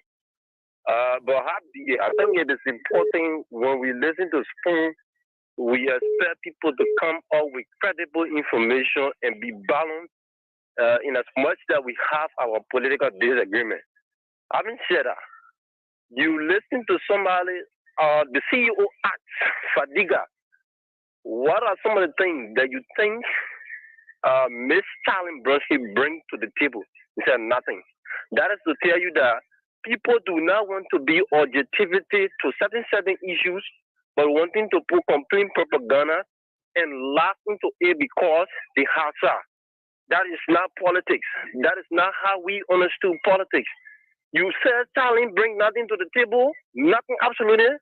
Then it's shocking me to question your credibility or your understandings about how she has been into Liberian politics. Yeah, you will say how long? Yes, we agree. It should not be about how long. But how well can you maneuver the will of the people? You're talking about relating to the people. If you look at the constitutions of Liberia, it will not tell you that you should speak the tribe before you represent the people as the vice president. They will not tell you, say, you should speak something so dialect. That's being tribal in another sense. I don't think we should go that route in our Liberian politics. But what I want to tell Liberian people is this. If you say Mr. Comey has not make mad or is not making mad because he chose Charlie Bronson, we as young people believe that Charlie is representing all. We as people who admire the law field, we understand that Charlie will be one person who will be a person who will govern the country by law because he has understanding. We as young people who feel Charlie been advocating for young people over the past period. You talk about Grand Bazaar. You go there, Charlie get scholarships. You go there, Charlie been doing things. When the hospital got going. Aaron, let me answer, man. Let me answer the question. What does Charlie bring to the table? You can answer Aaron, right now. Aaron, hold on 1 minute. Hello, my brother. Yeah, I'm getting you. Yeah, so the panelist wants to ask the CEO ask you just listen. What's his name? What's his name? What's your name? I'm sorry, Bila. Oh, sorry, Bila. All right. So thank you very much. And you know, I was trying to see that one person that will come on the show that we can talk to about Charlene. And thank you for trying to make the case for Charlene Bronski. Where in Grand Bassa, talk to us where and how does Charlene help folks in Grand Bassa? Where you want us to go, where you want us to search, what you want us to see in Grand Bassa that we can say, yes, this is Charlene Bronski fingerprint. Did you get a question? Okay, lastly, I heard the CEO talking about she talked to how Charlene help people in Grand Bassa. Ma'am, like I was saying. No, I didn't. No. Aaron, you know the people not hearing us. Try to relay the question. His question is, where can he go, or maybe can Liberians listening to you, where can they go to show proof of Charlene Bronski intervention in Grand Bassa, and what does she bring to the table as an individual? If you're claiming that she's been doing well in the county and other parts of the country. Okay, concluding or getting some instances of some of her doing. When the hospital, the government hospital got burned in Grand Bassa, you and Michelle is aware. Charlene donated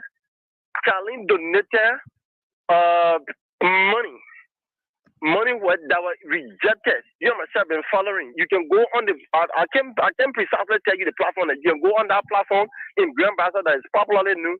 You will see that event there. Out of that, Charlene has a scholarship. No, my friend, hold on 1 minute. My friend, can you tell him to hold on 1 minute? We shouldn't talk too fast. He's getting you now. Yeah, I get it. Good. We shouldn't be too fast. I'm begging you, brother. Just tell Liberians to not listen to you. Take your own time. Which hospital? How much did she donate? CEO, I will not tell you in particular how much she donated. That money was rejected by the government due to some political undertone. Which hospital? Which hospital? Now to tell you that Charlene donated this amount. So which hospital? A popular which hospital? Popular platform that carried that event.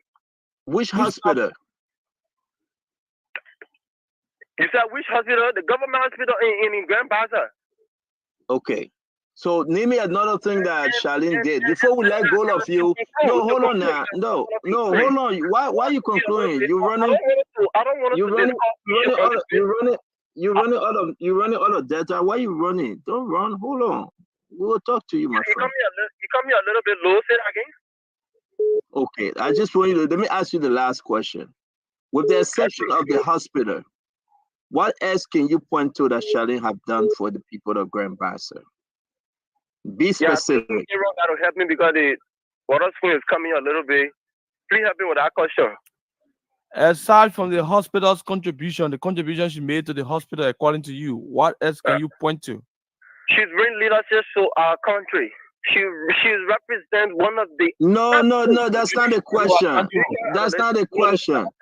That's not a question. That's not Aaron, tell the man, you're killing me, Aaron. See, you're talking about tangible, not talking about. Yeah, don't say she bring leadership. I'm asking you, what else have she done? Say you point to the hospital, point to something else. Intervention.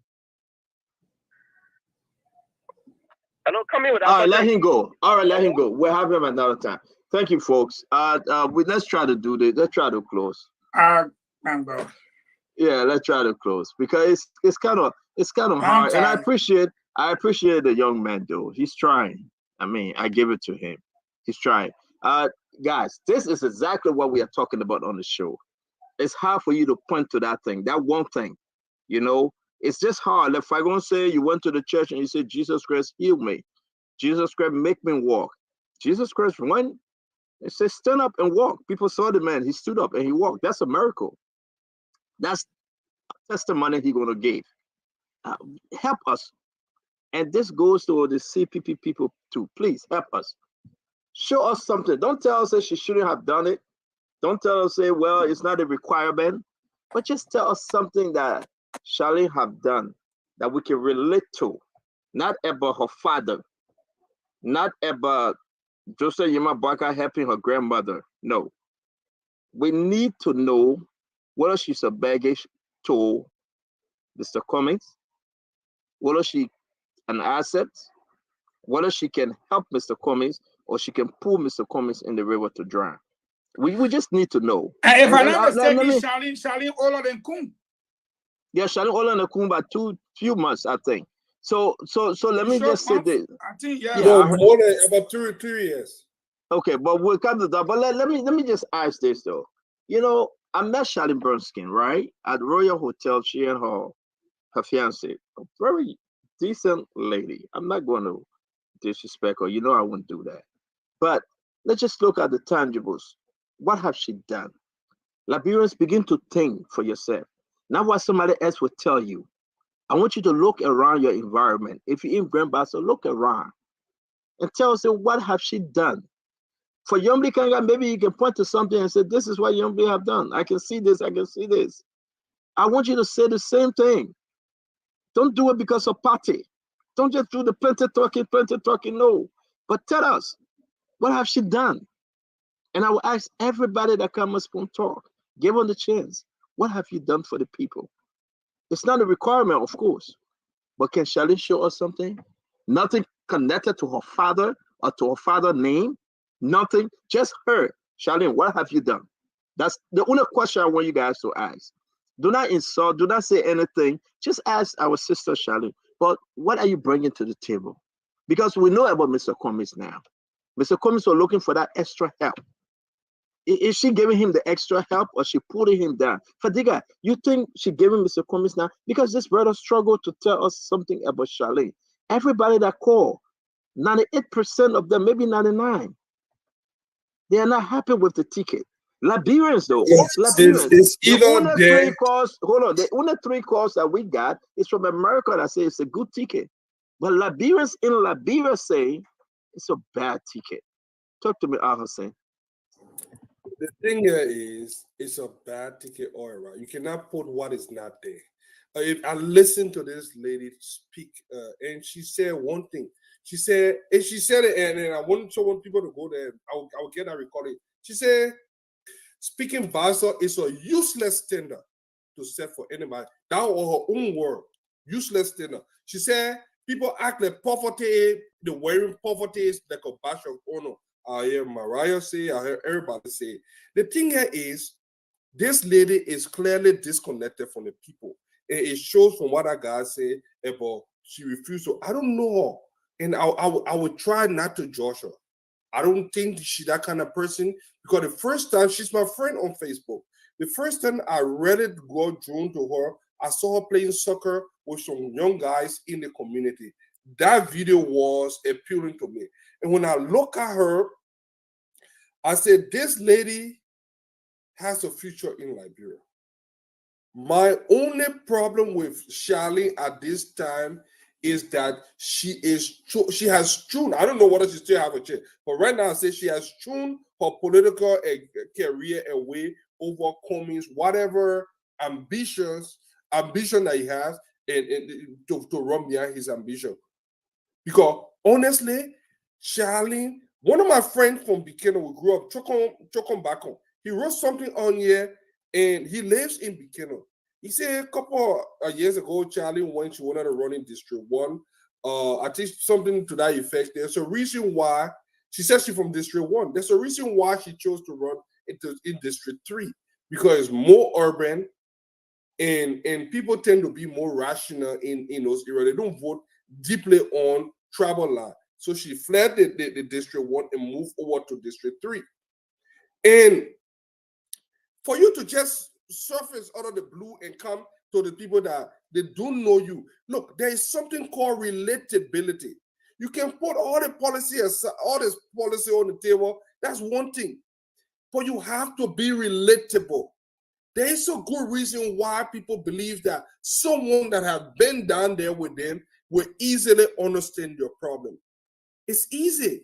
Have you seen some people that have been wealthy all along? They have this cultural shock. They do not even know how to talk to people. They do not even understand what it means to go do grocery shopping. Some of the millionaires that have never gone grocery shopping before, how can you understand? And then the biggest excuse they say, AOC George Weah have been a millionaire. Stop putting George Weah in our class. Not because he still behave, certain kind of way to do something, but George Weah have been divorced from that class since the 80s. George Weah had an opportunity that 98% up to 99% of our people never had. A millionaire went up to all the best countries in the world. So I think that's the disconnect. And when you ask me, what does she bring to the table politically? Nothing. Economically, what competence-wise, she is competent. But politically, he was using her for political reason to get the Bassa vote. Is this happening?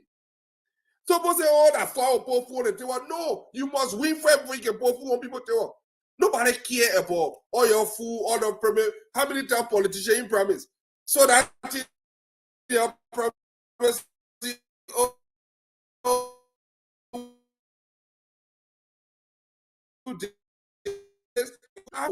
Why they're not buying your story because it's not adding up. And when I tell you, say, do not put a Charlie Bronski in a Alex coming on the same ticket, there is a reason. There is a deep-rooted history of marginalization in our country. And a lot of people, even though they will not say it publicly, they fear certain kinds of name. It doesn't mean that all people are doing that. Look, what is the inclusive? Why can you be? I'm tired. Cummings is not a serious candidate. Really simple. I'm not going to waste my time. What do you mean? What do you mean he's not a serious? Fagon. Listen, let's try to watch out. The man since 2017, the man been running. Fagon says since 2007. It's a waste of time. What do you mean he's a waste of time? How can you be this culturally insensitive? This is Liberia. This is a country that is now dominated by indigenous.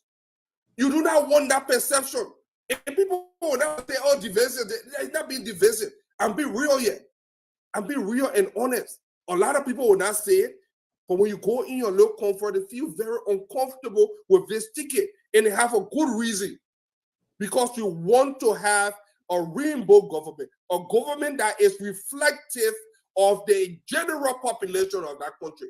Because people fear that there could be mass polarization. People fear that they will revert back to whatever it is in the 1800s. Are they wrong for thinking that way? No. Are they sin? When these people Charlie is deeply involved with this. No, Fadiga, that was the man. Where many people going before you just spend we now they all start talking about Ambassador Boyka. The most important thing on the show after Dylan left today, she have been that tip where a certain mayor, and I'm going to use the word. A certain mayor. Mayor threatened the Attorney General, the mayor who the Constitution gave the power to argue with the president. A certain mayor. For those of you government officials, tell me what you want to tell me. And you think you can be in our midst and be engaged into double standard. I mean, look, they are asking you, people telling you they will pay you from now to January. They will pay all your salary. You want to purchase your way to power? Let us know very clearly. Transport Ministry wanted to descend on you, but the chairman said we should disengage. Take note. We are aware of your interactions. If you are a lawyer to habit, if you are a lawyer to certain lifestyle that you cannot afford to disengage with, on the basis of that, you sit in this government and you begin to assist and facilitate against the interests of this government. Want to say to you before war. It was so good that the chairman intervened immediately. We were prepared to unmask and shame because it's painful when young people, old people who go on the caution song and vote for this president and stay bear in mind and remain hopeful. And some of you who accidentally become privileged as a digital privileged characters. We got no issue with you, but we want you to have a conscience of responsibility, and you must be able, you should be able to understand that there's something got you here, you must be loyal to it. To be in transport ministry and be availing yourself to the detriment of this government, you need to be forewarned. The next time we will not forewarn you.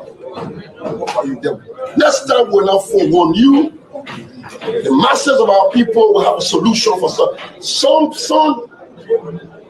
illnesses.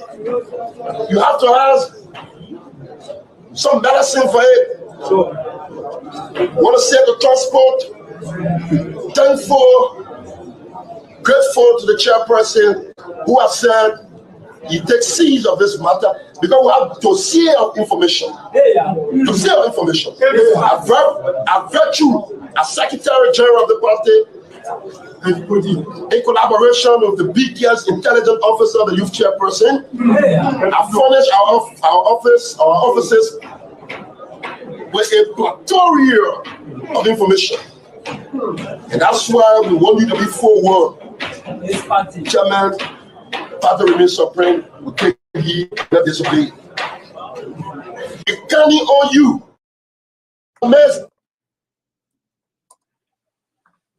Go ahead. Fagor. What do you want to do? This is the most, it didn't even reach to the justice minister. You are telling people, if you are loyal to certain habit, if you are a lawyer to certain habit, certain illnesses you have to has. Who speaks that kind of English? You got here as a result of accident. You are an accidental privilege. You are disgracing a senior government official. You are threatening a senior government official. You look, do you see why people say the country must be rescued?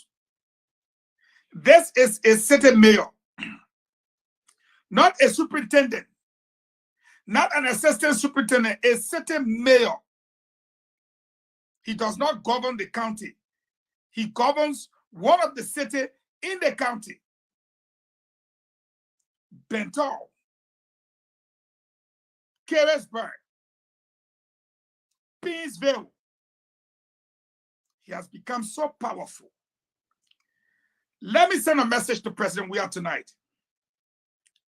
The nonsense that Jeff Kogi just did to threaten the Attorney General, which is the Minister of Justice, or that of Samuel Wulu.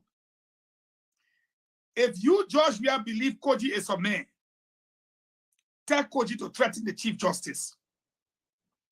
Or tell Kogi to say the nonsense he said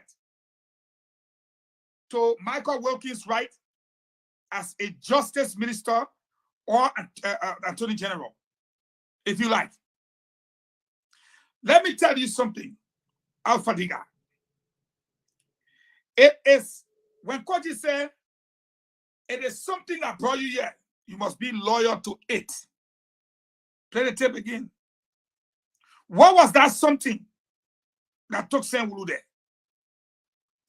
But I don't Ellie. No, that the power arrangement now, and we'll talk about it. That's the power arrangement. Sam Wulu, Besonga Finlay, Vani Salif, Eugene Angbe, and Daniel Zienka. 5 cabinet ministers on the power sharing arrangement. At the end of the day, look at the little boy.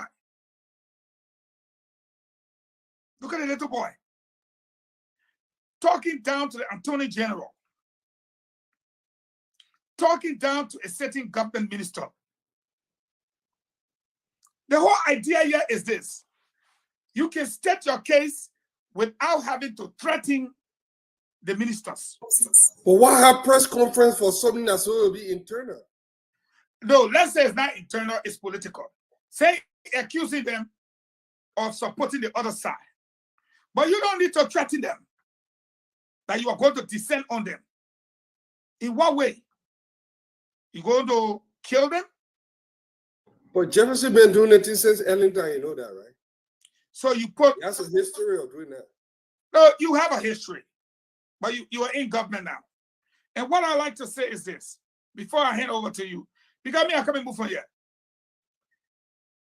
The Justice Minister probably, I don't know, but Koji, with the power vested in the Justice Minister, should have ordered the Inspector General to arrest Koji in the early hours of the morning, take him to the police station. He entitled to a lawyer. He threatened them, but he should have been arrested. But you know, he passed him. And that's why we have a recording from his director, State Police, that said when Koji talking, the Justice Minister can be shaky. But that could have never happened with some people I know. Koji would have ordered his men to fire this morning, and Koji and his men would have been fired upon without mercy. You don't defy the law. But from what he did, he should wash up for Musa Din. And every other person in the Senate over there, at the Senate, those people at the Senate will deal with them. I think you should close, and let's call it a night, because we can't get Stento. Let's call it a Stento. I won't say much. I hope we could indulge in. I'm sorry, Fadika. It's important. Let's just wrap it up. But I think that it was a good show, and by God's grace, we will continue tomorrow. Delon will be our guest, and we'll further discuss this issue. Fagon, I was going to play the clip, but I was just waiting for Delon. I want to play what's Delon on the show, so we'll play that clip again tomorrow. Sete Mayor. Thank you, James. Let's call it tomorrow. We'll be here tomorrow. I'm out. James, come wrap it up. I'm out.